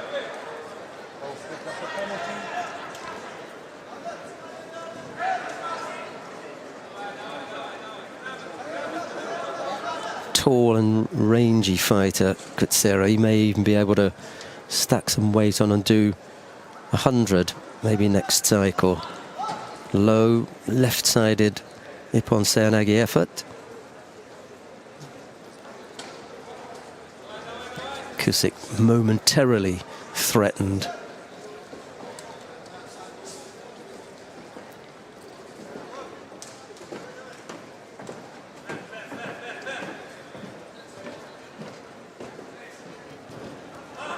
Again, that's not really that impressed with that one. He failed with the first one, and the second one he gets away with as well. Kusik had to block it, and that's why he wasn't called for a false attack. But the third one. Well, Kusik will get a penalty for not attacking, but to be honest, you know, he's thrown in 3 fairly weak Seoinage efforts, and Kusik hasn't seen that come in. He's just misread that contest, I'm afraid. And as I said, you know, it was just a matter of time before the third penalty was given. And sometimes tactically you've got to know what it is your opponent is thinking of. Kutsero didn't need to throw him there. He just needed to keep busy.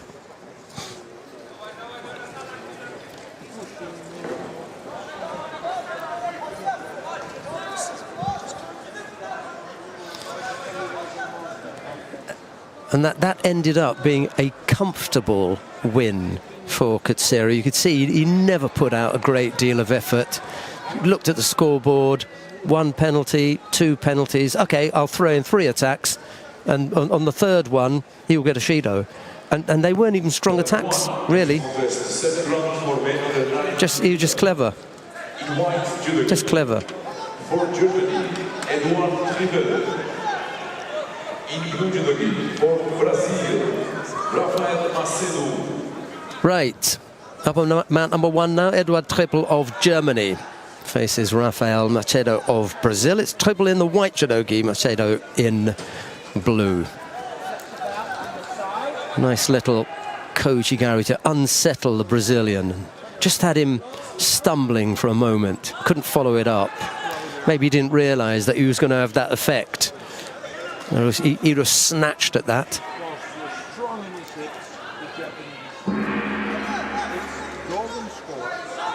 You know, you do things instinctively, just throw a foot out there, you know, and all of a sudden you've got your opponent stumbling, but you haven't followed it up. A little Sumigeishi effort that gets Macedo onto his front, and Triple was thinking about attacking on the ground, but it's difficult with the Brazilians. They are so good in Newaza. Very, very tricky to catch them on the ground.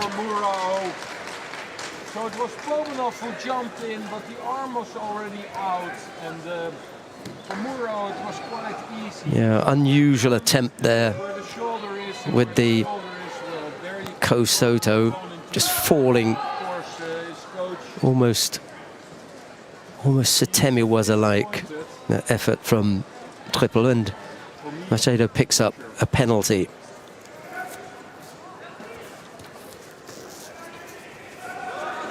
Ooh. If you give Wazaris for counter-attacking your opponent, no, they're giving it away. Yeah, he got turned. Yeah. There's something to have a look at this. He just overstretched himself there. There was just too big. It was too big an ask.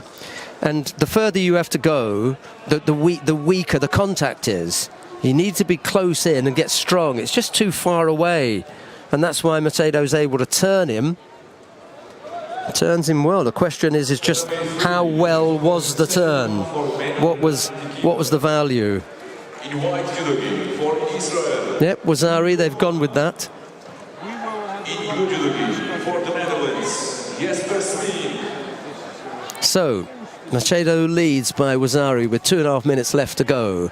Tall order now because Machado can afford to change the way that he approaches the contest. Mind you, apart from that counter, he's already demonstrated how he's looking at things. He's not rushing. Did you see that? 2:20 left to go. Triple isn't going to change the way that he approaches this either. He's an attacking fighter. Low right-sided Seitoshi effort from Machado.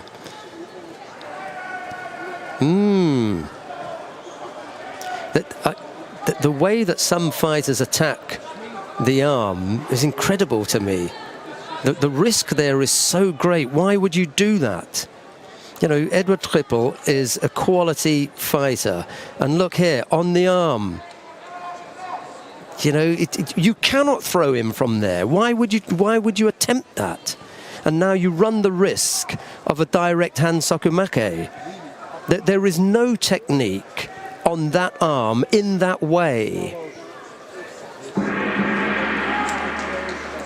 This is a really, really high-quality young fighter who just made... It's possible that he could put himself out the World Championships by making a really silly error here. That was going nowhere.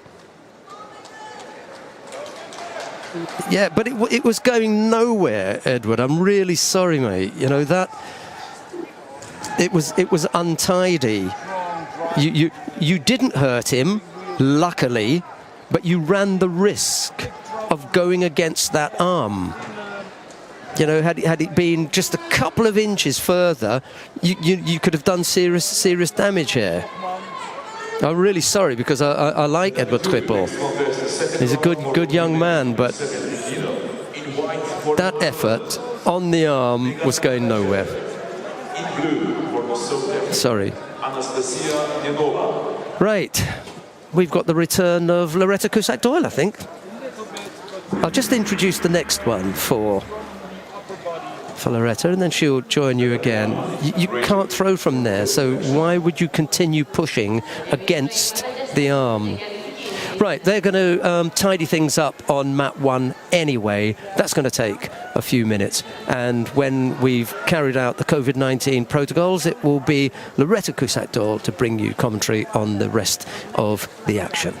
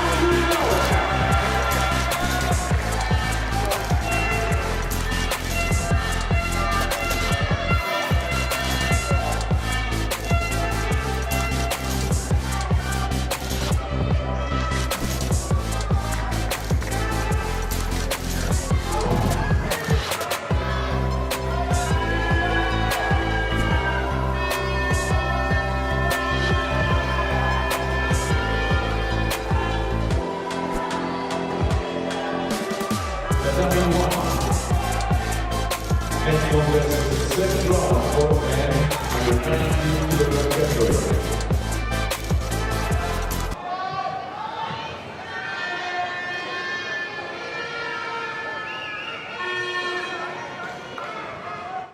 welcome to the Tatami 1 for the second round, main under 90 kilograms.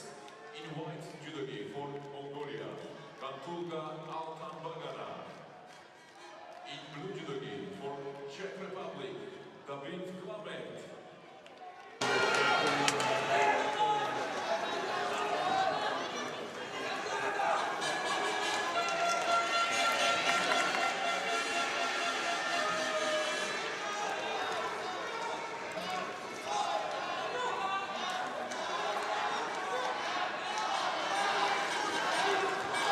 So now we have the second round of the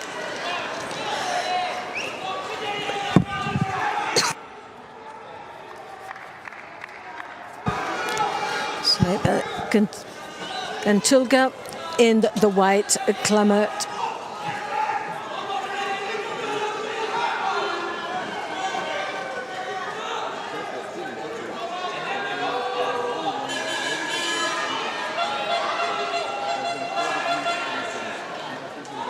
Gantulga, the arm over the top there, controlling around the back, draws it closer up to the collar of the gi, drawing the elbow in the inside now, which gives him a lot more control.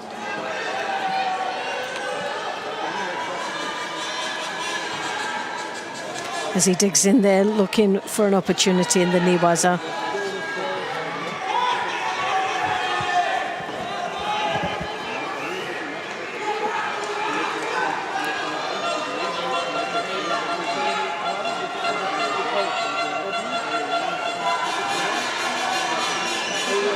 Gantulga slowly edging towards his opponent.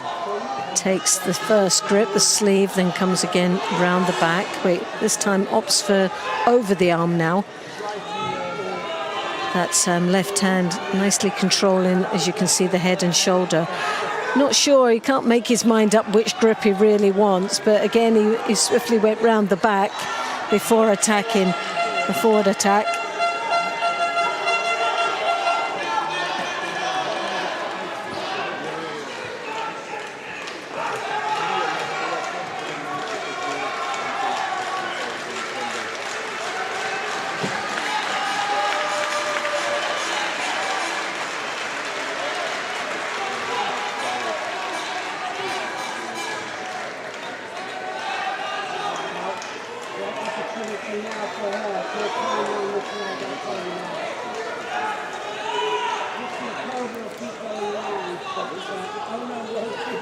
Nice left controlling grip there.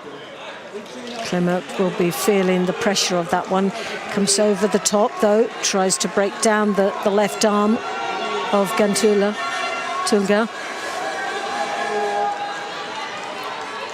But Clement picks up the first Shido. Took him a little time to respond throughout this contest. 1 minute and 15 seconds remaining now. Very little divides the athletes. Gantulga, for me, just has a more dominant grip. The left hand definitely threatening Clement.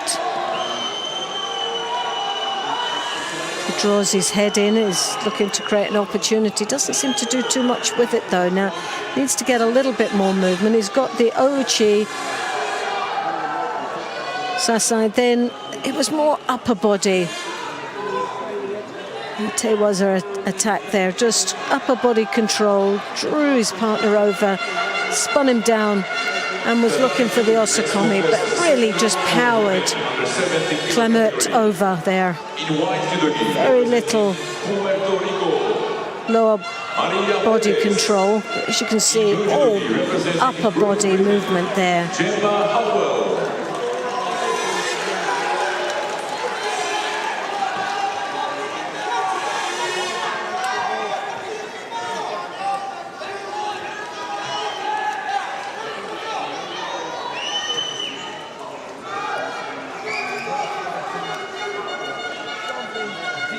Well, it's definitely been a battle of the kumikata throughout this match. Gantuga, for me, has been the stronger of the grips, has controlled the pace the way he likes it throughout this second round. But there, Clement comes in for a Makikomi, slightly moving his opponent, but not to a dangerous point.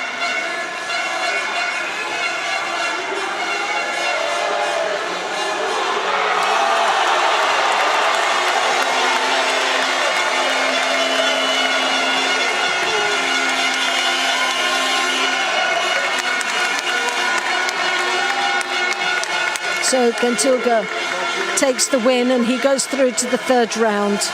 But he had dominated it right from the word go. That left hand that was round the back caused the problems for Clement throughout the match. Couldn't get past that strong defences, and there you have it. It was under the arm, turned the hips. Yotewaza. Securing almost the hold down there. He had a few seconds into the hold down, the Osokomi, but powered his opponent over. Just shows you the strength of the man. Representing Switzerland, Cyril Grossklaus.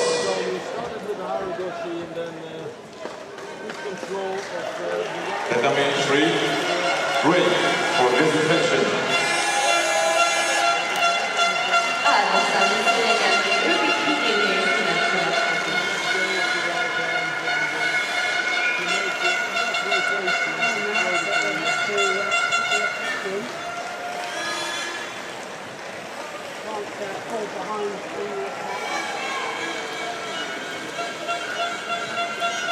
Right, this is going to be a very interesting man.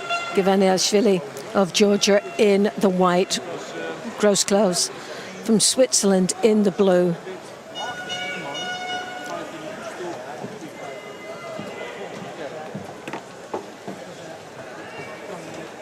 Well, Grossklaus had a bit of luck, didn't he, in that first round? And that's what we need, is a bit of luck. But Vinilashvili Beka straight in with the Makikomi, scoring a Wazari. A right powerhouse he is, this Georgian. And the Georgians have had some real success throughout this World Championships. And really riding on a high.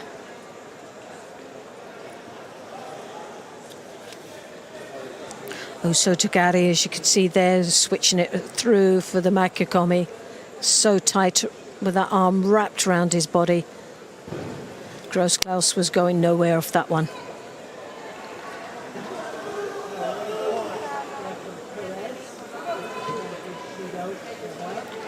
Movement around the mat.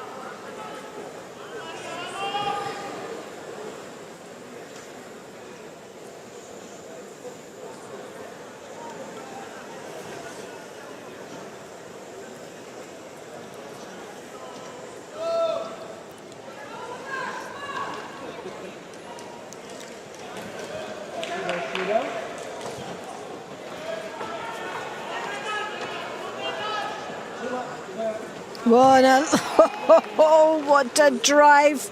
Wazari Ezetiapon. No doubt about who's on form right now. Chigari switching it over. Change of direction. Absolutely powered his man over.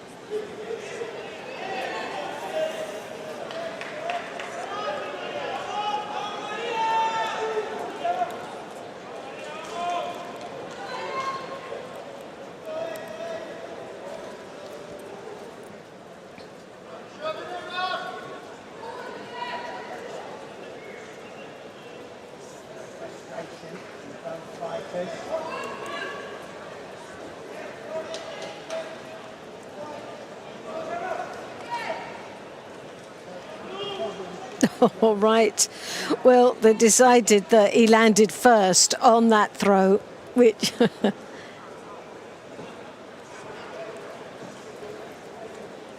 think they might be looking to taking the Wazari off. I think when he got that leverage,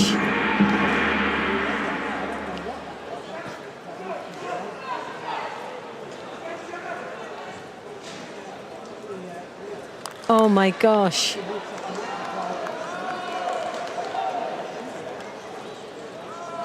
Hey, well, what an upset for today. Gavinilashvili. Ashvili, my goodness me. Got Hans Sokomaki for using the legs, that picking up from the legs.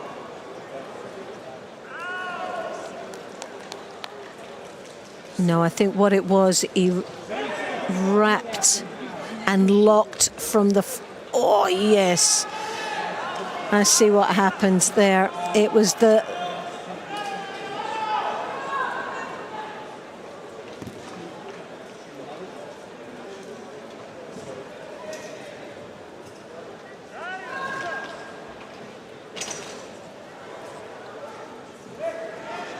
Well, that's definitely an upset, not only of my paperwork, but also for the day there.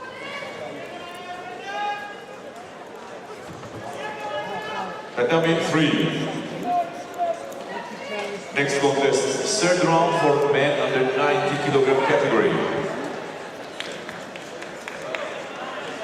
In white judo on Tatami 3, representing Sweden, Marcus Lima. In blue judo representing Tajikistan,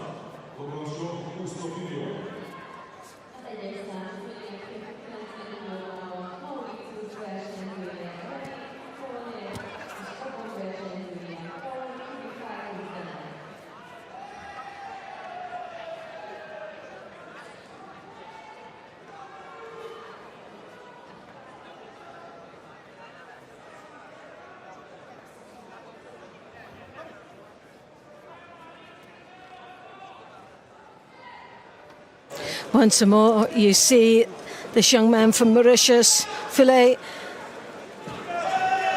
holding his opponent down.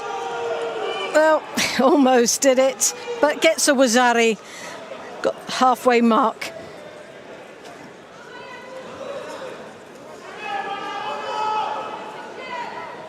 Kibikai down now, a Wazari from that Osakomi. The wrap over there.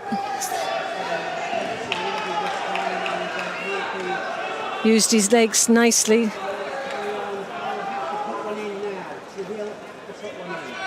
Filet now leads. But oh yes, Wazari, beautiful Sianagi there. What a comeback. Well, this has become a very interesting match indeed. 2.5 minutes still remaining. There you go.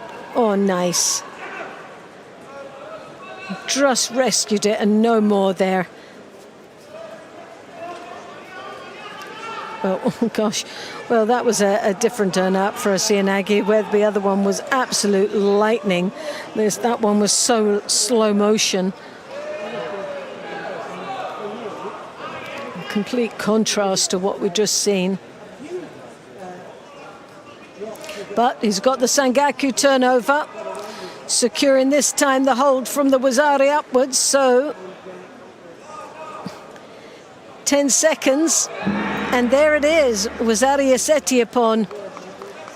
And although it was a bit of a scary moment for the Mauritian, he manages to seal himself a place in the third round.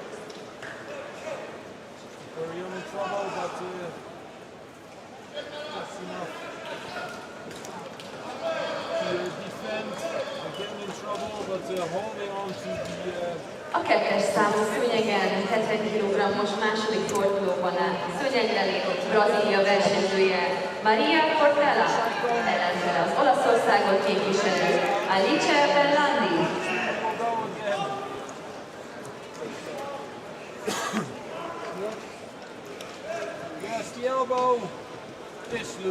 And there's some of the highlights. Sianagi turn around looking for the Niwaza, strong in the Niwaza, as we've seen quite a few times. An attempt of the Sianagi again from Gabon, but that put him in trouble. Now we have strong with this Newaza. Nagasawa from Japan in the white, and Stewart of Great Britain in the blue.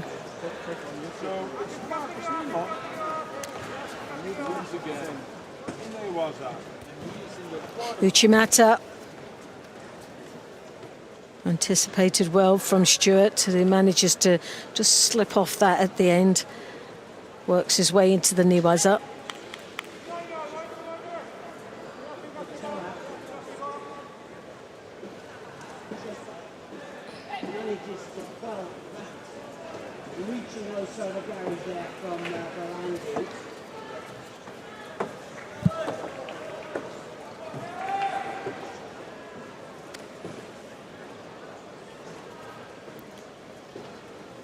Max with the right hand deeply on the back, trying to control the movements of his opponent from that angle. For men under 90 kilo. In white judogi for Cuba, Ivan Silva. In blue judogi for Kazakhstan. Judo for both athletes now.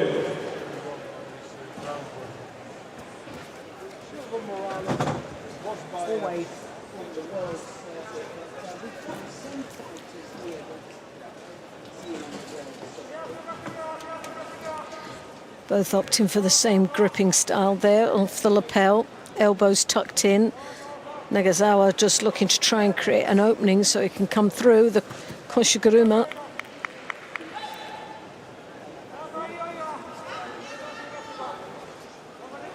Now that's the danger for Stewart, is that koshiguruma cannot afford to allow Nagasawa with the arm round the head.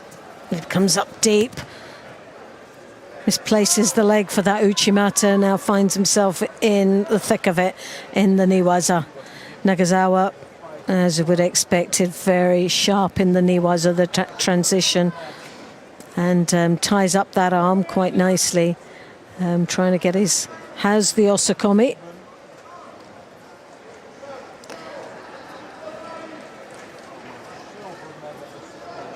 Just shows you the power of Nagasawa. The Newaza looks so loose, but he still maneuvers around the body of Stewart for the ippon. So Nagasawa takes the win, and he's in through to the third round.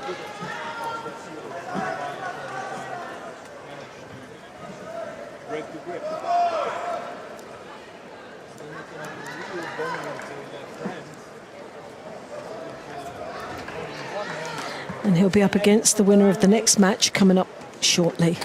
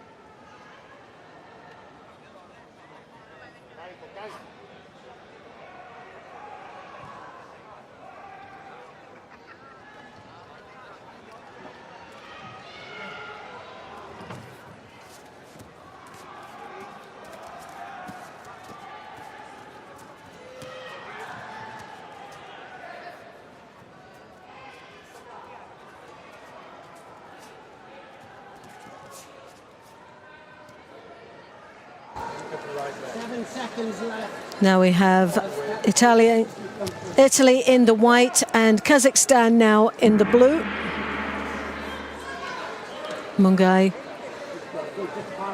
just scoring a wazari there. The tomonagi that he's so famous for, and we've seen it quite a few times here in this competition already.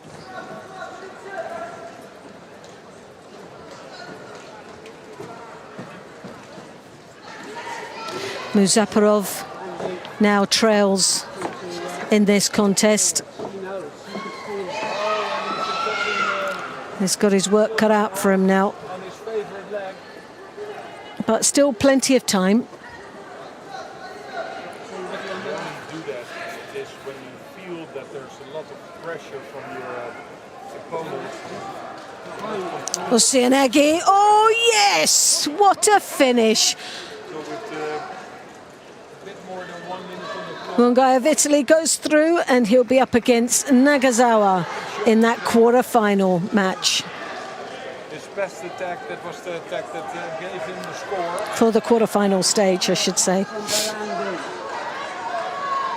Now then, Kata getting frustrated. Goes by, if you can see, he's tired. Very close to the third Judo here, Kata.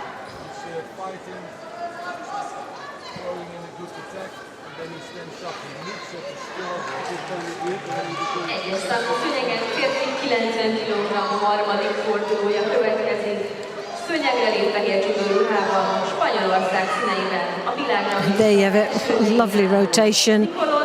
Nicely planted. Ellenfele a Lengyelországot képviselő Piotr Kuchera.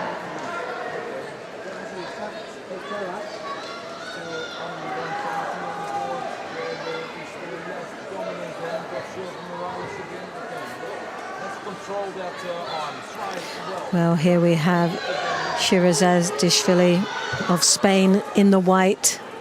Will they give him a second penalty?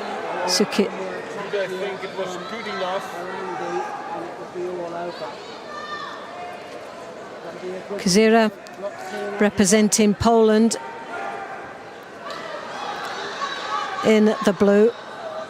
Well, what a start. The number 1 seed now.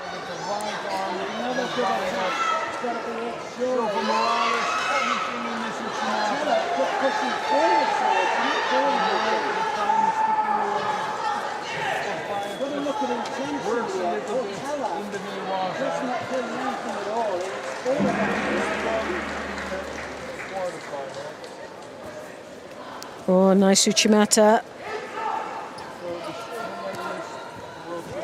Wow, what a change of direction there.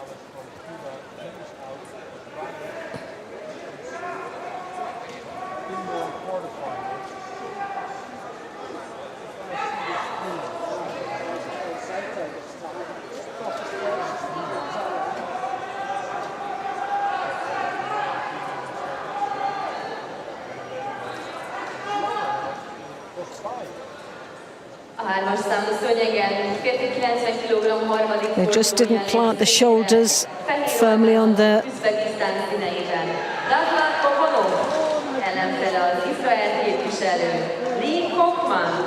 I'm just going to have a look at that throw, that counter, we should say.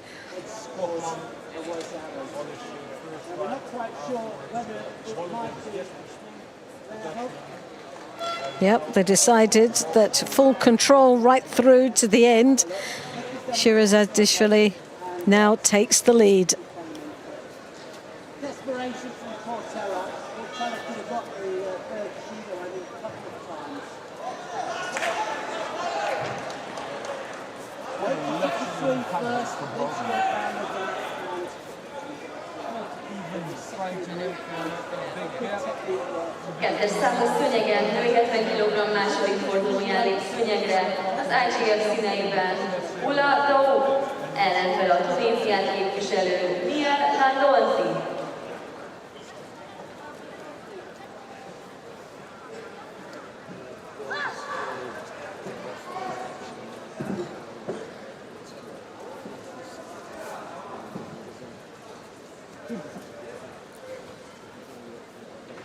Two and a half minutes remaining. The hips come through there for the Spaniard. But the left from Poland. Oh, and a change once more of direction. Well, the flexibility of the Spaniard is amazing. So committed to forward throw and then manages to get those long legs round the back. And again, because the flexibility and the range that he makes, it's so difficult to spot it so quickly in the naked eye that a replay, well, it just landed no more to the front, and that's what they were looking, where the landing took place. And as you could see, on the elbow and facing forward.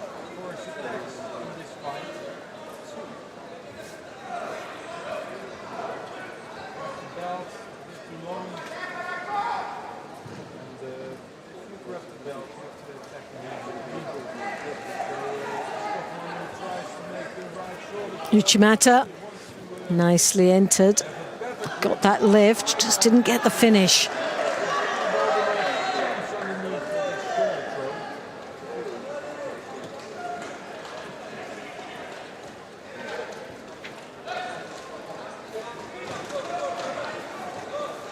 One of the favorite techniques from Kochman is just... Kettes számú szőnyegen, 70 kg-os harmadik fordulón lép szőnyegre, Hollandia színeiben. Hilde Jakens ellenfele a Horvátországot képviselő Barbara Matic. Well, the Spaniard was looking to try and get back it once more for the counter, but also he fancies his chances down in the Niwaza.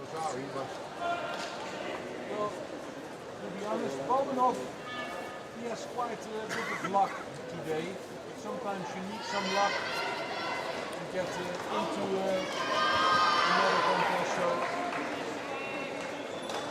on this side, it was completely the wrong direction. Normally you will fall on the other side, but Zira comes round the back. It's got the Uchimata that, again, we've seen a couple of times, but also Ashiwazas. We've seen a glimmer of how comfortable he is and technical with the Ashiwazas. Sianagi there from the Spaniard.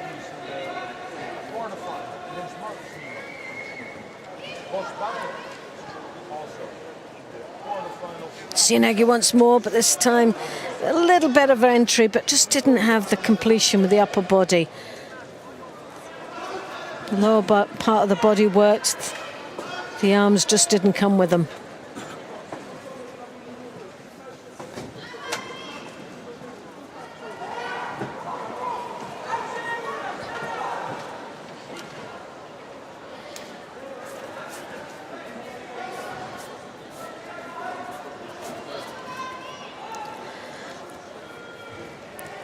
Hips through, Shiradeshtishvili there, that's got to be a Wazario. Well, they put it down, hips in there, nicely executed, and a place in the next round. So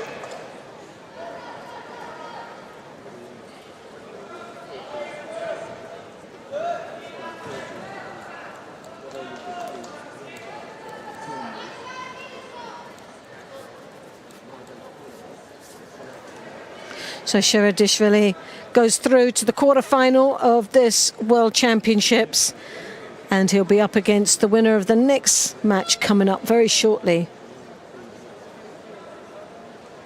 Macedo representing Brazil, Agantulga representing Mongolia. So here's some of those highlights. The hips in, nicely done. Scoring the second Wazari for Wazari Asetiapon.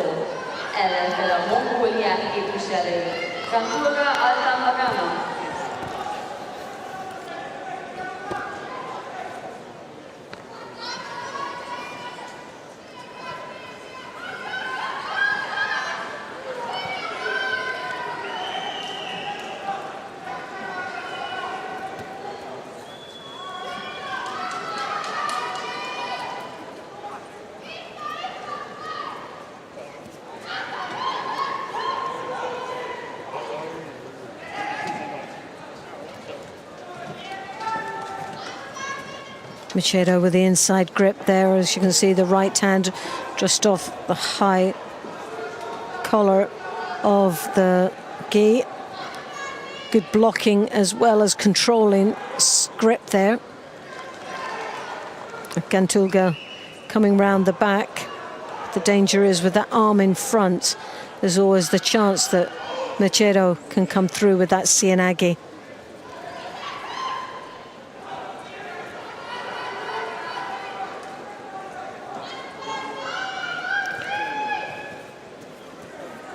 Nicely done. Straight off the lapel once more. Cianagi defends in the Niwaza. Gantulga looked for an opportunity there.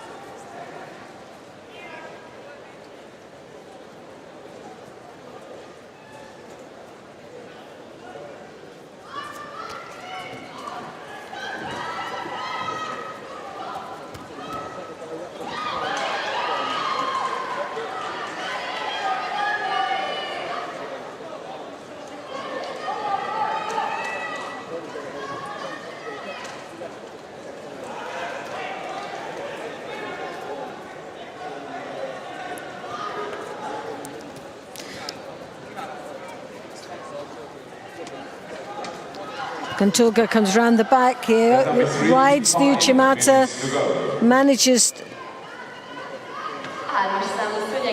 to maneuver his partner back. But again, it's so open, this match. Could go either way. Really difficult to call this one.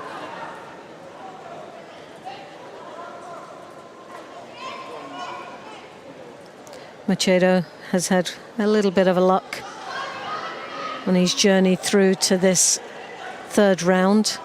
Had Edwil Triple, who was disqualified for very poor choice of made as far as an attack concerned. An illegal move. Obviously was intentional, knew when it happened that he was in trouble. That disqualified him, and Machado went through.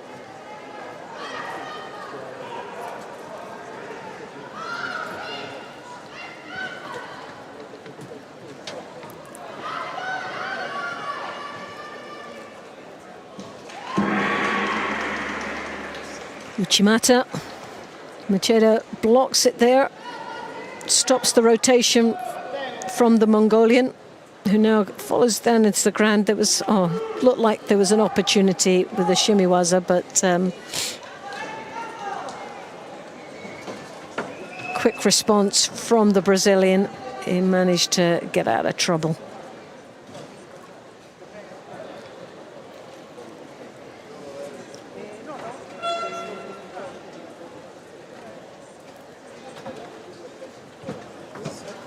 Once again, Machado on the inside on that lapel. Gives him good control, but it also gives him the opportunity to come through nicely for the Cianagi. For women under 70 kilo in white judo. For Germany, Miriam Bukelheit. In blue judo for Venezuela, Elvisman Rodriguez. Europe, Japan, of course. Japan and Austria.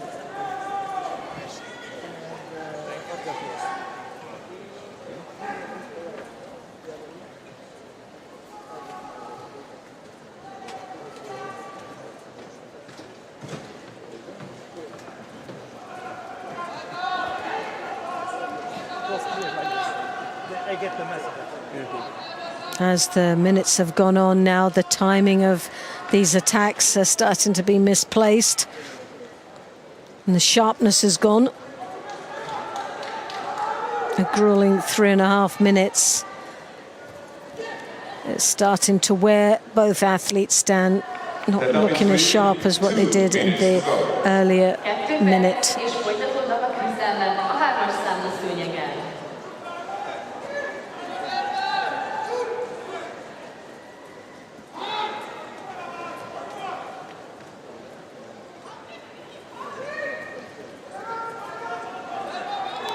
Once more.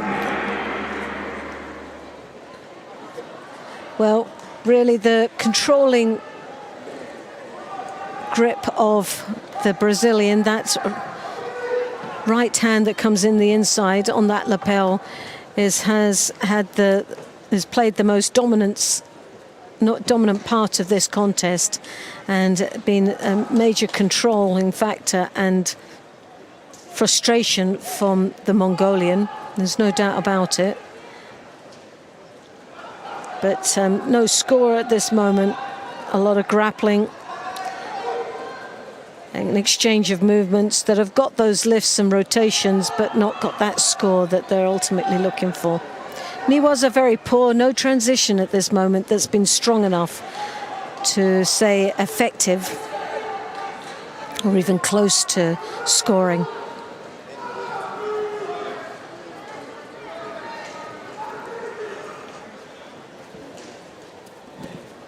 So Temiwaza there from Gantulga. Was most probably one of the best attacks that we've seen from him. First opportunity really has had to come in that deep. Roles have changed. He's now coming round the back. He's coming first again, so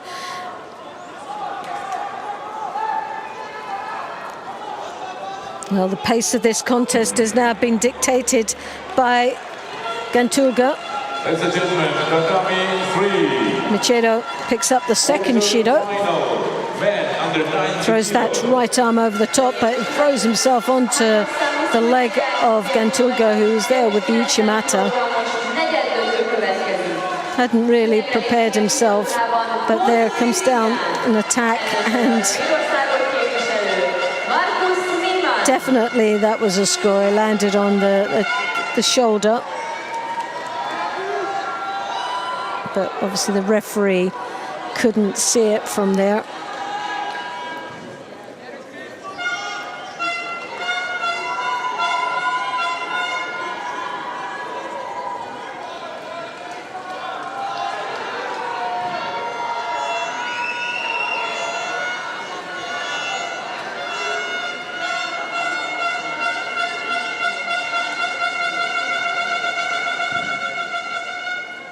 Well, they're having a thorough look at it.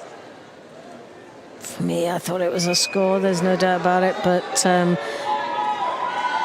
these are the experts. Well, they've given him the benefit of doubt. Their shoulders weren't, it was a rollover from left to right, but without real connection. So he's had a lucky escape there, Machado. Even he thought he was out.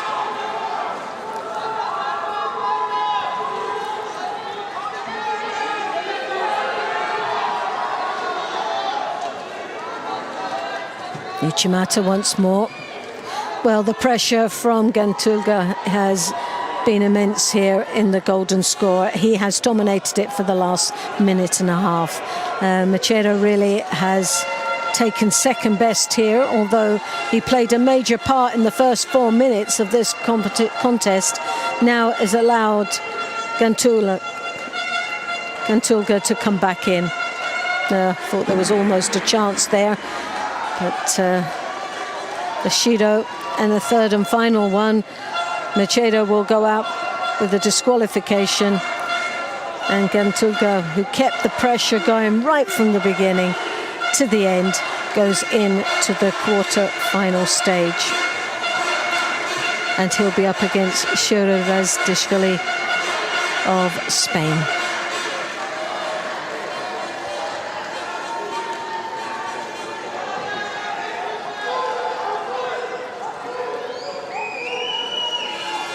Tatami 1, next contest, third round for men under 90 kilo. In white for Switzerland, Civil Grossklaus. In blue for Mauritius Island. Well, here we have Grossklaus in the white, Filet from Mauritius in the blue. Well, Filet, it's nice judo this man has. He's had a good draw up until now. This is going to be most probably one of the biggest testers for him here in this third round match with Grossklaus. Grossklaus has not only he's fought well, but he's had a hell of a lot of luck in that last one. So for me, here to prove a point, to take him into the quarter-final.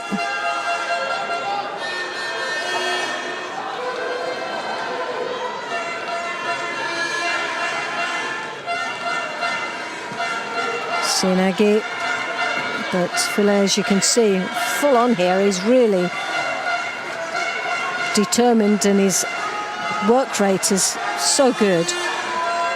Very sharp on his reactions, spot on when he gets the opportunity to come in with that Sinagi. Hits the target well each time.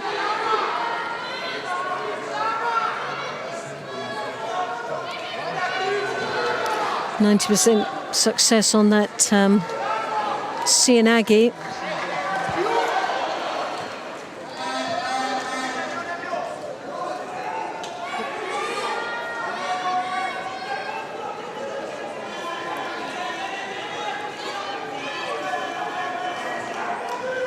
Grosskraus trying to tie up those arms, especially that right one, as you can see, gets thrown over the top. He's not happy with that one coming over every time. It definitely is a danger for Grosskraus.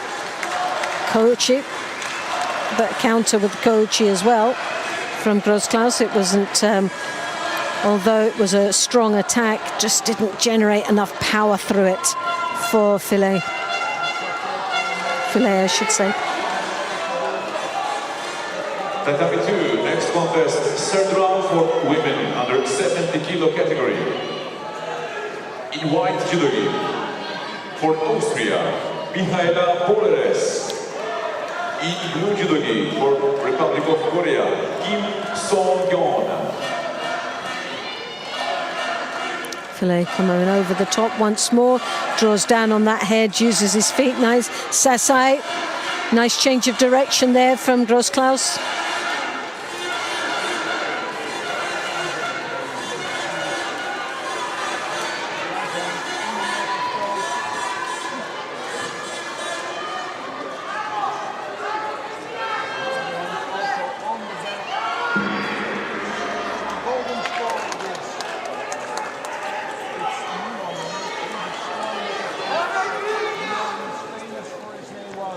Tatami 3, golden score.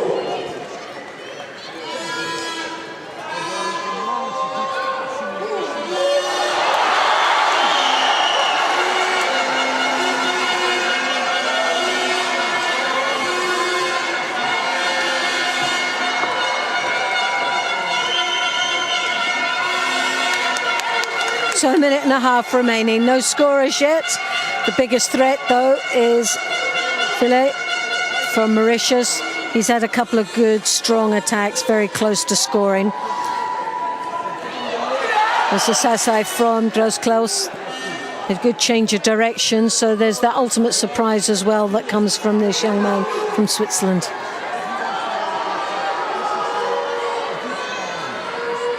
Tatami 2, next contest, third round for women under 70 kilo category. Well, both picking up a Shido apiece, but that puts Grosskraus with 2-1. And still a minute remaining. High collar grip once more. Change, once you've seen that change of direction, that is a danger. Now, there's been a couple of times that we've seen in it almost there, just needs a real 180-degree turn on that, the head moving the same way, a real commitment. And for it to be successful, it's only a fine tweaking of it that would give him, is the difference between a good attack and a Wazari to Ippon.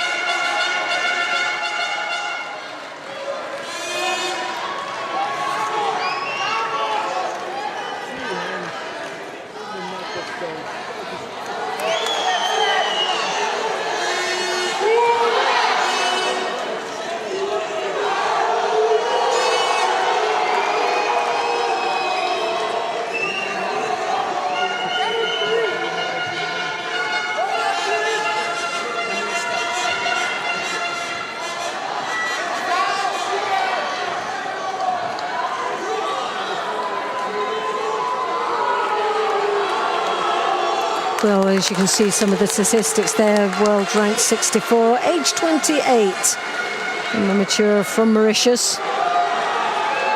Favorite technique, well, we could have worked that one out. Seo Toshi, well, the Seoinage has been the favorite, and he's obviously right-handed. Well, we have seen the Seoinage. It's been very successful, there's no doubt about that.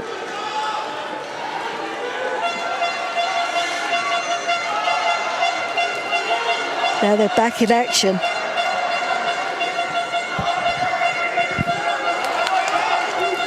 Gross-Klaus with the 2 Shidos on the board. One more would result in the Hansokimaki. So really has to up his game here.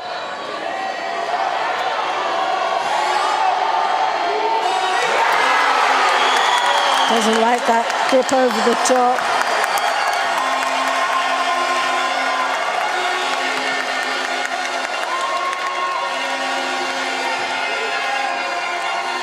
Ouchigari from Gross-Klaus, just off the one hand.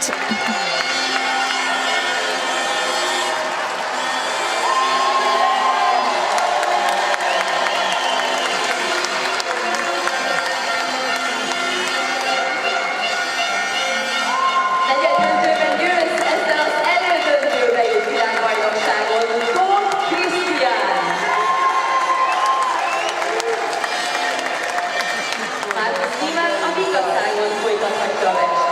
So once more there's a nosebleed. I'm not sure if it was the same problem he had before.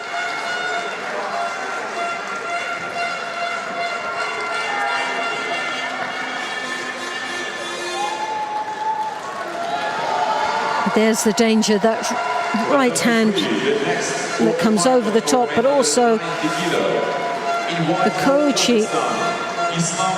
The danger, the Mauritian has a really strong over-the-top grip, but then has a tendency to sometimes come under. When he comes under, he looks very vulnerable.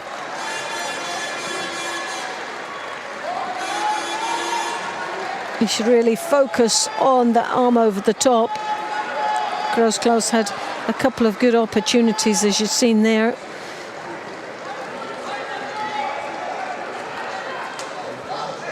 Not easy being out in the middle of the mat there on your own, and especially when it's just seconds down and so close to the end, but still no score. He's obviously got the advantage because there's 2 Shidos on the board for his opponent.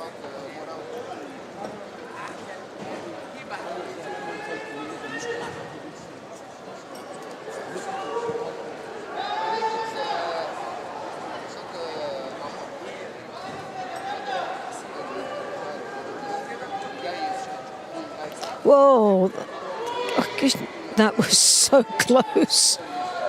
What a great opening there.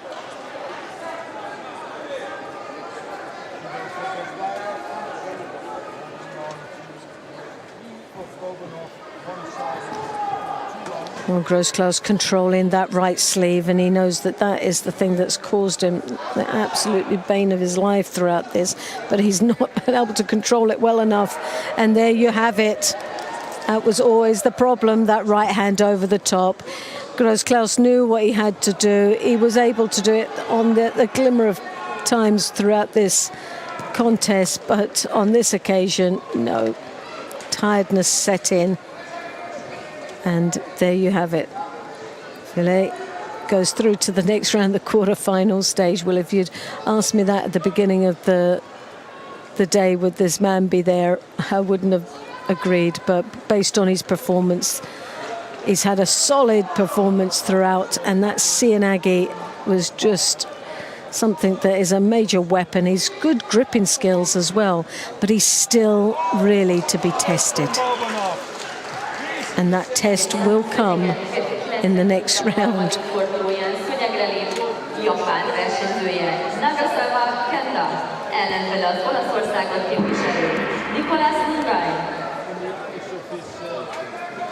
Tatami 3, winner of the quarter-final in blue judogi, representing Uzbekistan. And yes, it'll be the winner of this match that Filet will meet, and that's Nagayama in the white, Mungai of Italy in the blue. One guy with Tomonagi. That's been quite successful for him throughout the day. He's had his battles, there's no doubt about it.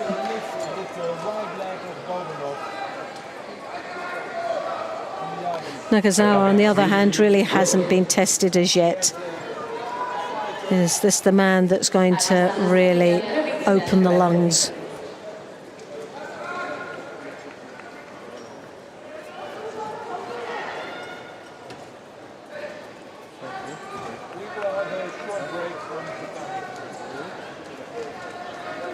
Bit of head crunching going on there, close contact for one another.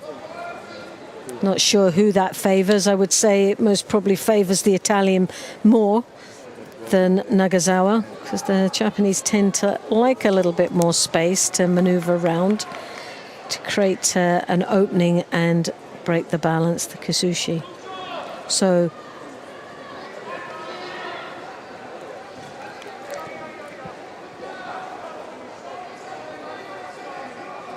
Shido a piece.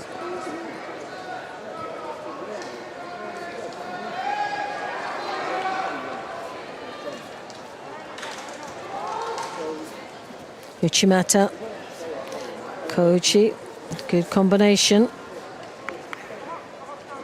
Mungai doesn't seem to be too threatened by it, but still down on paper is a good attack.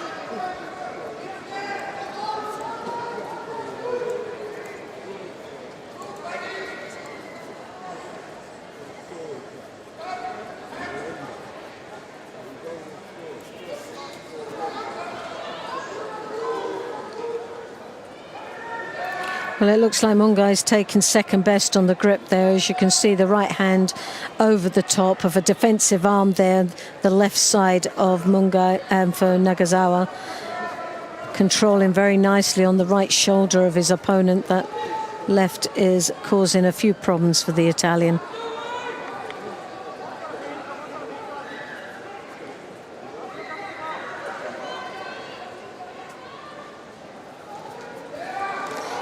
Mungai has to get his attacks in straight off the grip. He can't afford to sort of settle in. Oh, yes, Uchimata. Beautiful finish. Ippon. And there's no argument with that one.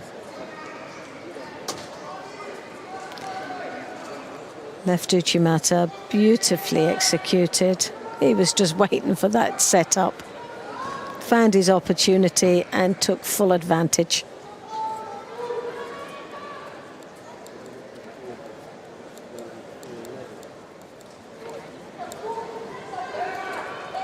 Hölgyeim és uraim, az egyes számú szőnyegen 10 perc szünet következik.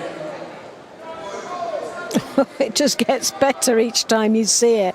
It's just an amazing entry there. Full through, just one continuous movement until the end. Final result, Ippon. No argument with me there.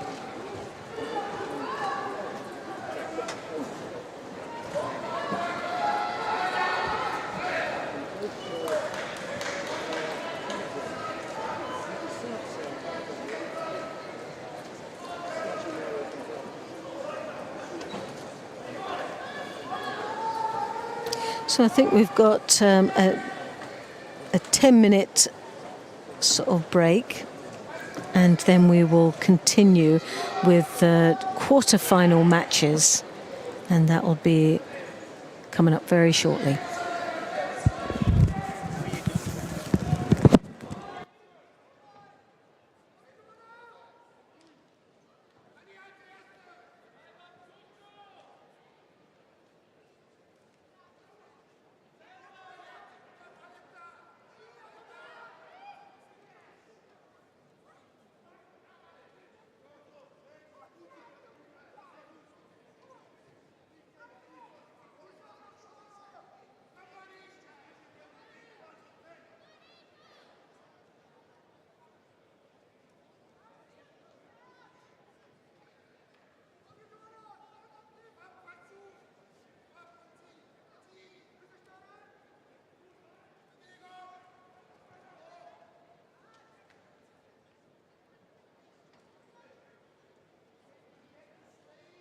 attention the information about IJF Athletes Commission elections.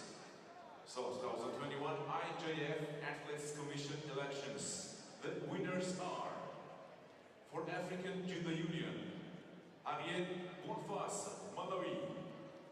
For European Judo Union, Matteo Marconcini, Italy. For Judo Union of Asia, Ebinuma Masashi, Japan. For Oceania Judo Union, Natalie Galea, Australia. For Pan American Judo Confederation, Paula Barreto, Argentina. At 1 o'clock today, there will be the election for the chair of the IJF Athletes Commission.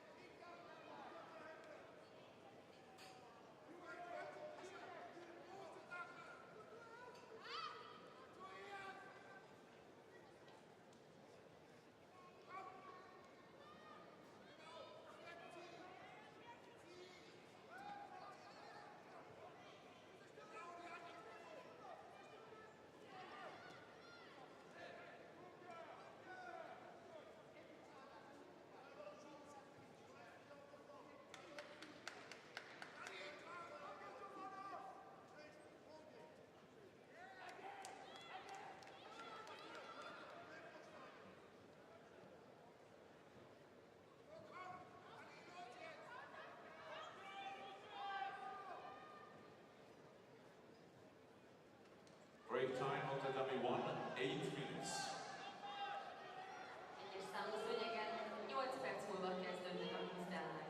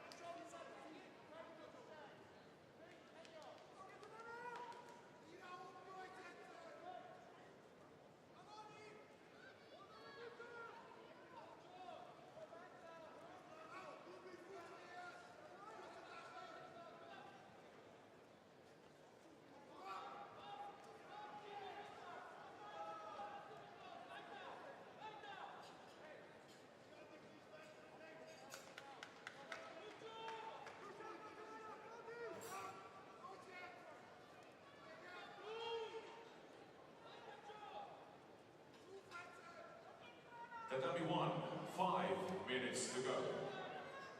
Egyes számú szőnyegen 5 perc van a mérkőzések folytatásáig.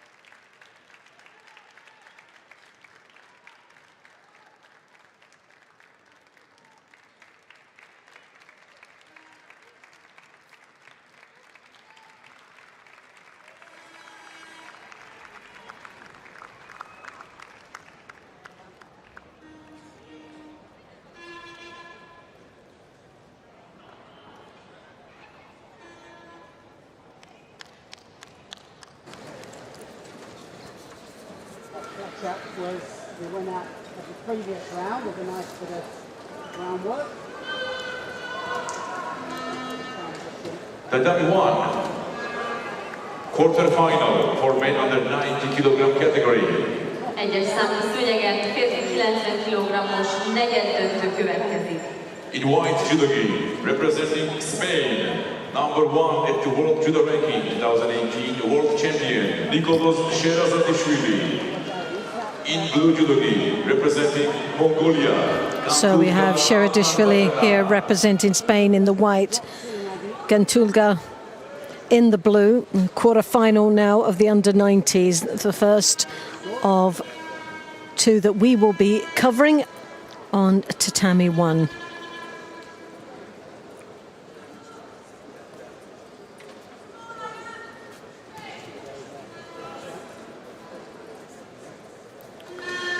Gantulga, there's the left hand on the lapel.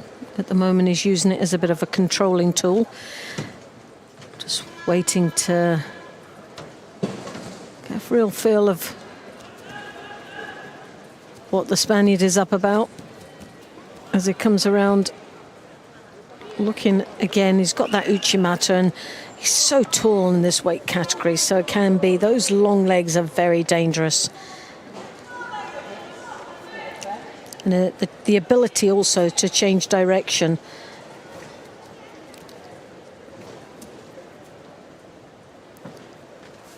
Right hand round the back.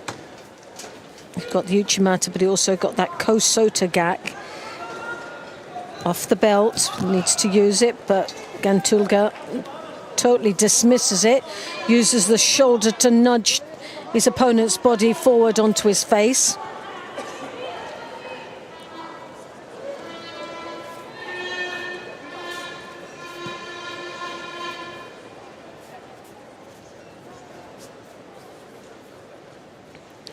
Well, it's looking like Gantulga has come into this contest with a defensive action plan, trying to really stop, but I'm saying stop, no chance. There's a Wazari, the uchimata, in fact, from that angle it looked like Ippon, but obviously it's down to the landing, but gosh, that was very close. From here it looked like Ippon. Yep, and there you have it. Sherazadishvili goes through to the semi-finals, scoring an Ippon with the uchimata. Nicely done. Winner of the quarter-final in white judogi, representing Spain, Nicolas Sherazadishvili. 2018 World Champion Sherazadishvili goes to the semi-final.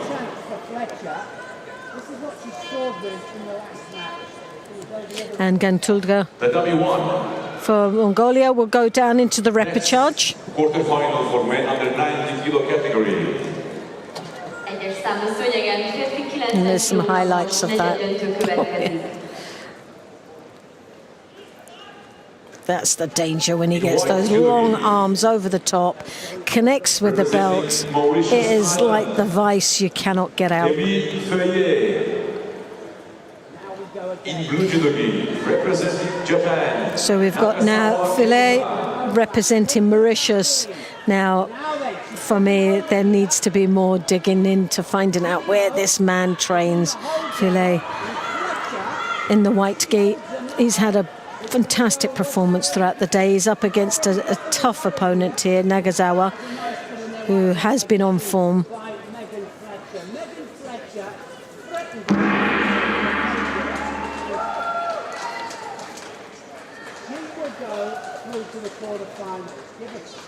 Nagasawa drawing his opponent to his knees there, trying to overpower and flex a bit of muscle out there.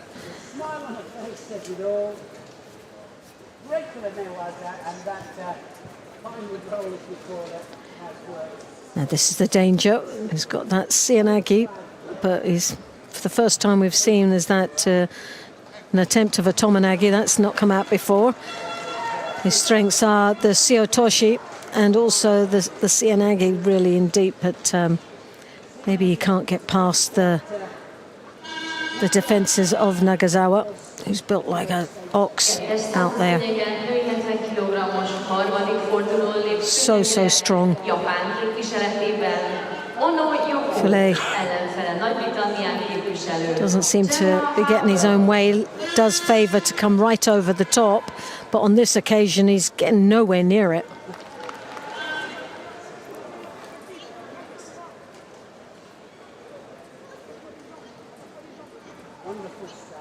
Picks up the first Shido.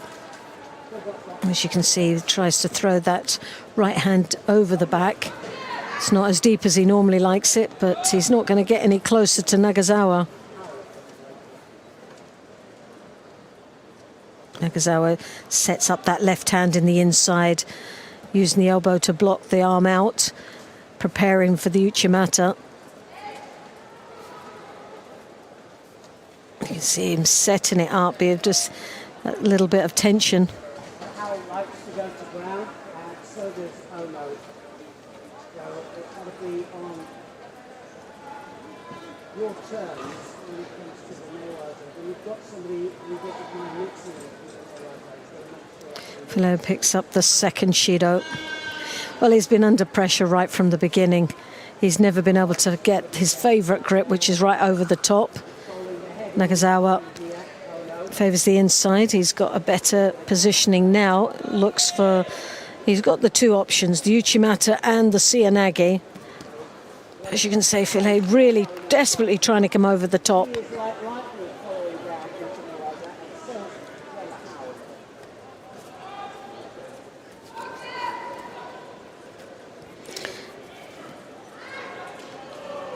Now, it just shows you how dangerous he can be. There's a situation he's managed to get over the top where he likes. He draws his opponent down onto his knees. arm round the back now from Howell. So if Nagasawa continues to let him have his own way, then there's an opportunity there for the Mauritian. But I think it's just a matter of time here. Wazari, again from that inside grip off the lapel. Just needed to control the upper part of the body. He would have had the hip on. Filet getting closer and closer, trying to get an opportunity to come in. He's a minute and a half remaining. Two Wazaris, two Shidos on the board. Nagasawa again takes the inside grip, ready to set up. And he's got the option, the Seoinage. Ashiwaza's this time. Look at the variety of skills that this man is showing. Already we've got the Uchimata, the Seoinage, the Osotogari, and the Kosota as well. A variety of different skills, and sadly this is a nosebleed. Filet will have to seek medical attention, and there has to be a bit of a wipe up of the tatami.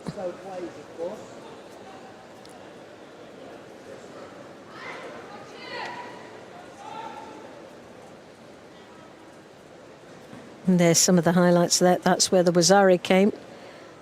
The Uchimata. Oh, yes. That was with the Mongolian that we were talking about. The Osotogari.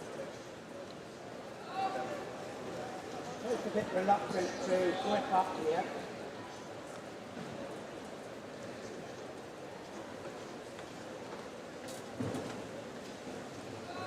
That right arm of Gemma Howell there is absolutely rigid. Now it's over the top, needs to use it. Tries for the Uchimata, and well, Ono now is going to have to start to go to work, because he's in more danger, I think, of getting the Shido. There she gets it.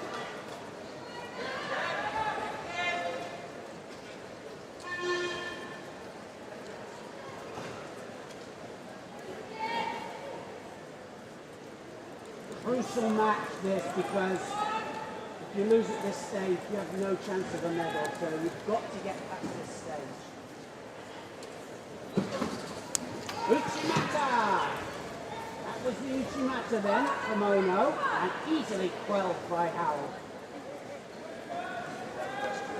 So now we have Philly back on the mat, and he comes in for action. He really was. He's up for it now. Now she starts posturing, bringing the head up. She's got the sleeve as well. Nagasawa really has to control him, otherwise this man can be very, very dangerous if he's allowed a free rein here, especially if he can get that arm connected over the back. The Ashiwaza on the other side. Nagasawa just controlling. All the time. With seconds to go, but no Shidos on the board, so doesn't really need to open up too much other than just controlling his partner, his opponent there until the end. I don't think we'll see too much unless it's obvious.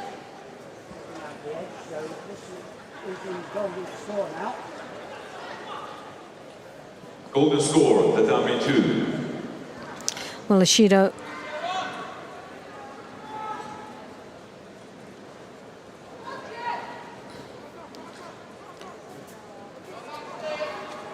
Sleeve first, then the Uchimata. a last-ditched effort there to come in, but totally wiped out in that last one. Nagasawa goes through to the semi-final up against Sheredashvili from Spain. And she needs to get out of there.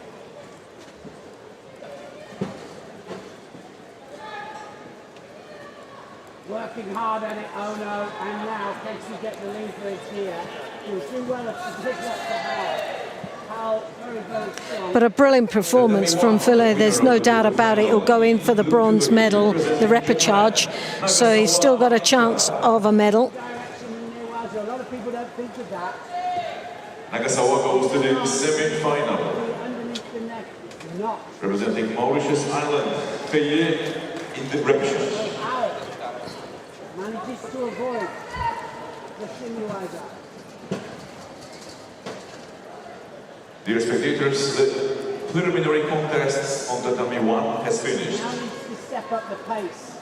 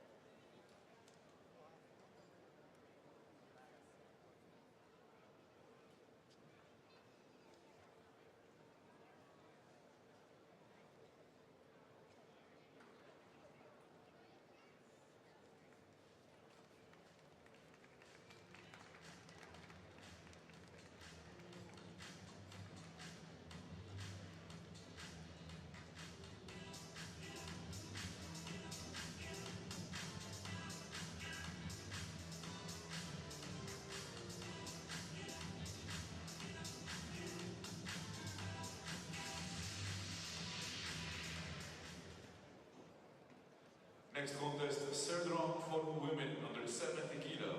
In white for Brazil, Maria Portela. In blue for Tunisia, Nihel Landolsi.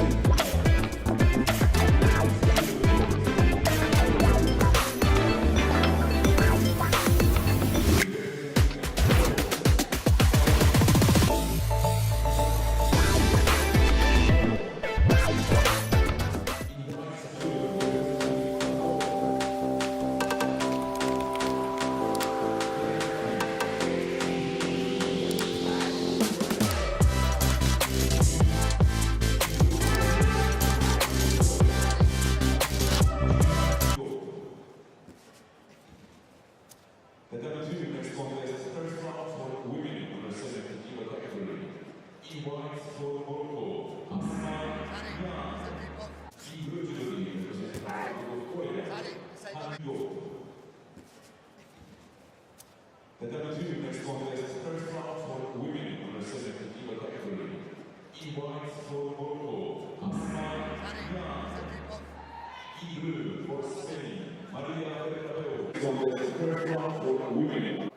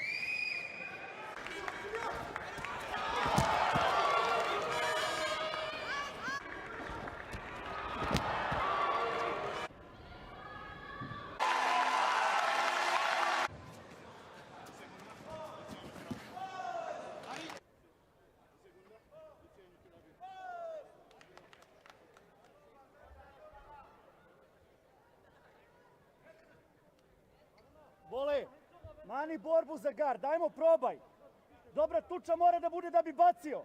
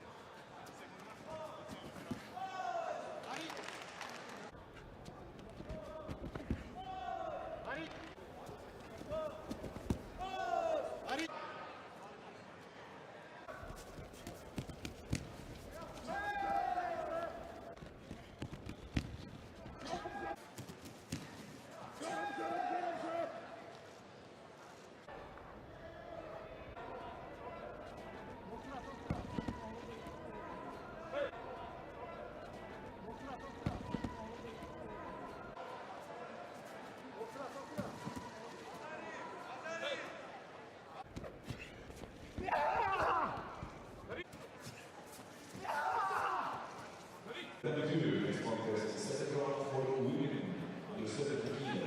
In one for Georgia, Ebony.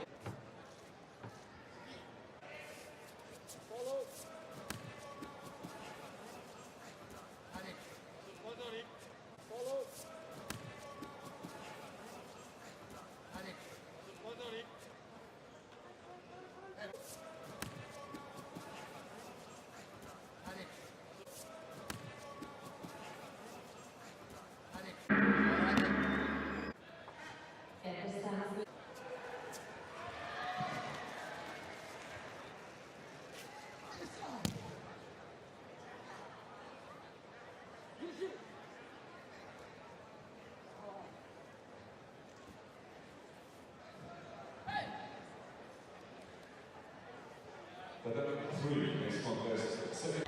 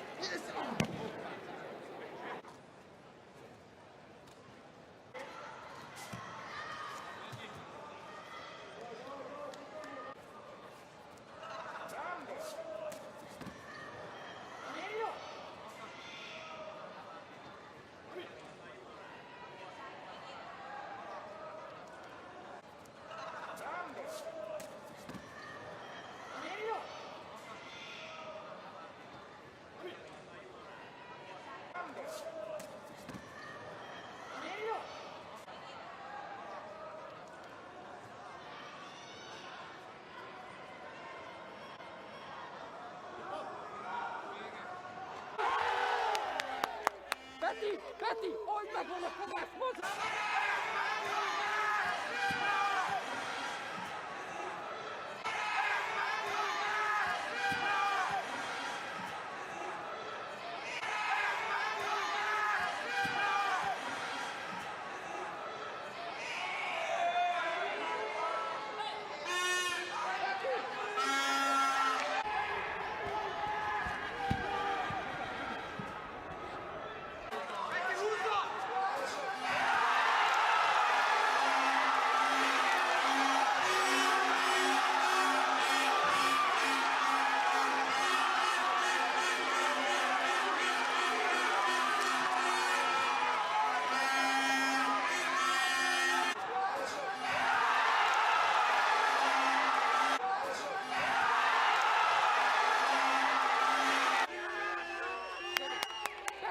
Peti!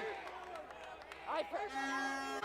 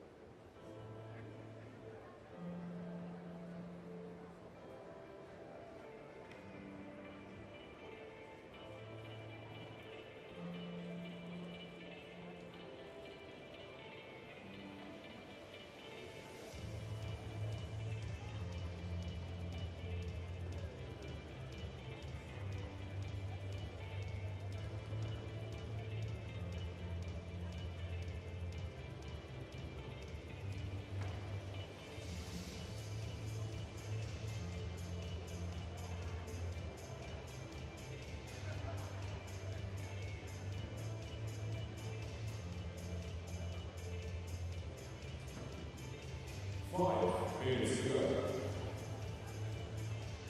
5 perc van kezdésig.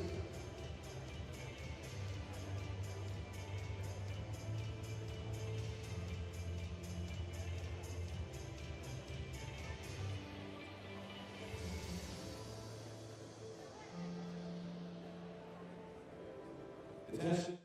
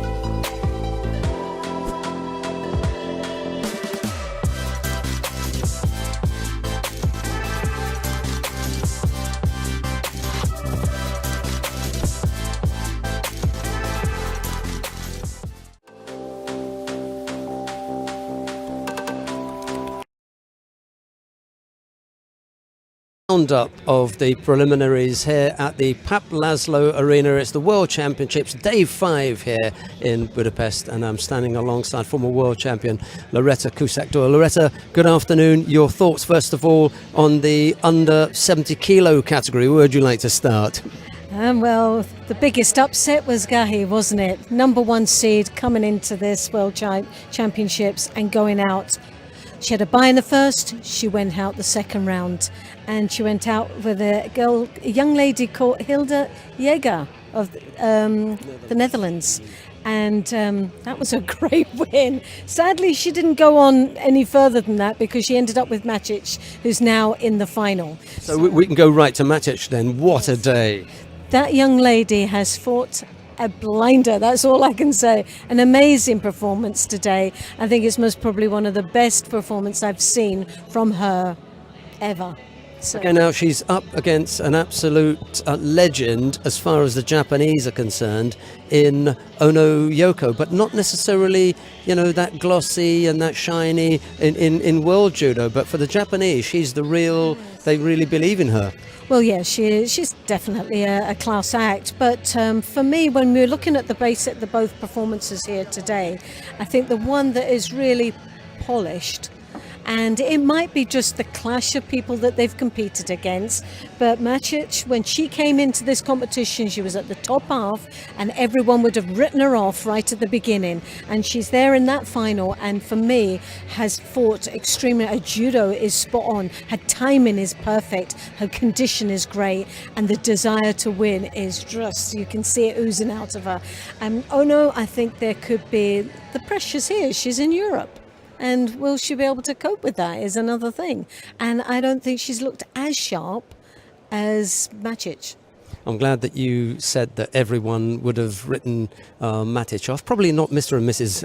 Matic, but I had Matic written down because she was outside of the top seeds, and we spoke about that. Yes. Who outside of the top seeds should we be looking at? And there was just something about maybe the way that the draw was working out and who was here and who was not and stuff that made me think, well, maybe Barbara Matic, you know, onward and upward through this last period. So I'm pleased for her. So as far as the final is concerned, Ono Yoko of Japan will be up against Barbara Matic of Croatia. What about in the bronze medal matches? Do you want to talk about the repechage ones first?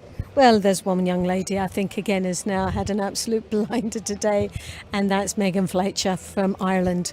She has fought a blinder. She's been really good, and no denying that. No, and she's up against Polia's. So that's going to be a tough one. But based on her performance here today, I think she's got the edge and the desire, plus she's got the confidence now to feel that she is that one step closer to taking that bronze medal. Especially after that win against Maria Portela, that was really good. That was a great win for her, and I think that's been the actual turning point for her now. And her body's been ready, she's got this timing right, everything's come together. Sometimes you have that element of doubt in your mind whether you're capable of mentally now moving forward as much as your physical presence, and I think that turnover there is most probably what could give her that bronze medal. I just want to say something about one of the fighters in this bronze medal match, Mickey Polaris, because this morning when I did the preview, I said that she was coming in on the back of 5 consecutive first round defeats. One of them was in the second round, but she'd had a bye, so she'd lost 5 in a row, 5 times out in the first round. 4 of those were against one opponent, Anka Pogacnik, who was in the other other half of the draw stage. She didn't have to face her. Maybe that G'd her up, because today she performed as a number 4 seed. She really did give a much better account of herself. So I'm glad that she's been able to turn things around when it really mattered, and we'll get to see her in that bronze medal match against Megan Fletcher. And the other one, Sanne van Dijken, lost in the semi-final against Ono Yoko. She will be up against, who's her opponent then? Oh, I'm just wondering if it was... Have we put the right ones down then? No, I think it was Bootkarite. Bootkarite, yeah, I did hear that, yeah. I think for me, Sanne van Dijken. Yeah. Got to be strong. She's looking good. Yeah, give me that, Mike. No, she's looking good. She's looking on form, and yes, I like the Dutch team. They've actually, although it hasn't shown on the medal table as such, with some of the overall, but the actual performances from the team have been really good, very, very strong. And I think if you were a coach and you'd say, right, well, the performances were good, but the medal wasn't there, which one would I take, the Olympic Games or the World Championships? I think they'll say Olympic Games. I'll wait for the games. I'll wait for that next stage.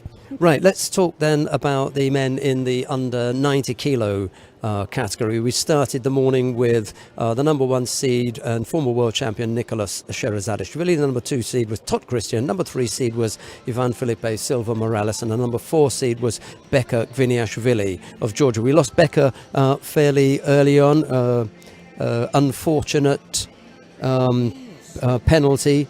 Picking up, I think it was the Kawazugake. He wrapped his leg around and he threw Cyril Grossglass. Yeah, Don't know what it's like, the grapevine around the leg. I'm not going to try and demonstrate it. Locking the knee. My legs wouldn't go around somebody's leg that way, but obviously his did, and it locks the knee and locks the leg, which is very, very dangerous.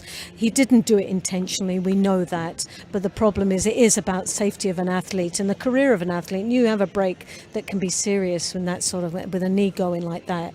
It's not fair and it's not right. So you've got to take that one on the chin. You do and move that way, and you've got to pay the consequences that goes with it. So of the top 4 seeds, only 2 really hung around for the business end of the day. What happened with Tot Christian then? Tot Christian. Sorry, I'm going to have to ask you to move over here a little bit. Tot Christian. Well, he lost out right at the last hurdle, didn't he? But again, that crowd was right behind him. He not only had the physical ability, the mental attitude to go in and do well in home, but he had that crowd right behind him all the way.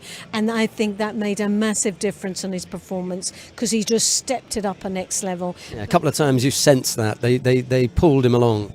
But he went up against Bodobov of Uzbekistan and went wrong there, didn't it? Went horribly wrong for him.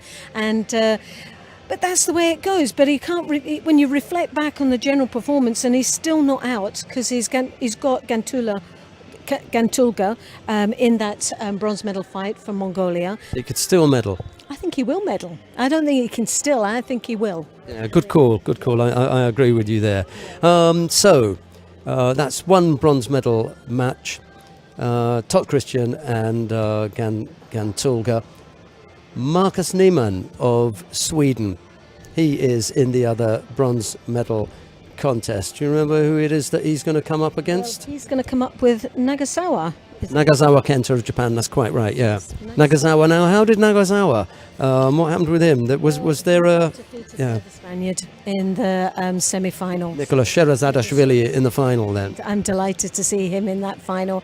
I think we're looking at his 2nd world title again. I think he's doing extremely well. He's been on form. He's such a tall man, but he uses the limbs, the height to his advantage. And the flexibility that the man has, and the wide range of technical expertise that he also brings to Tatami is second to none. He's got the Uchimata, he's got the Osotogari. He then comes round the back with the Kosota. He's just got the pack, and he's got Niwaza as well. So for me, he started off a little bit slow, and I thought, is this going to be a rocky moment for another top seed to go out? But since then, it was just a calming process, and every stage that he's gone through, he's just got better. And I think that he'll be right up for this one. And the fact that one of the hardest ones to beat was Nagasawa, and he had him in the semi-final. So I think that one is out of the way, and now he's just going to focus on the Uzbek. Okay, Davlat Bobonov of Uzbekistan in the final with Nicholas Sherazadishvili of Georgia, as Loretta was quite rightly pointing out, his 2nd World Championship final, and he won in 2019? Baku in 2018, yeah, because we had Noel Van Tond of the Netherlands winning in Tokyo, didn't we? That's correct, yeah, you are right. Right. Okay, we look forward to your company at 5 o'clock when we come back with all the medal matches. But from Loretta Kusat-Doyle and myself, it's bye-bye for now.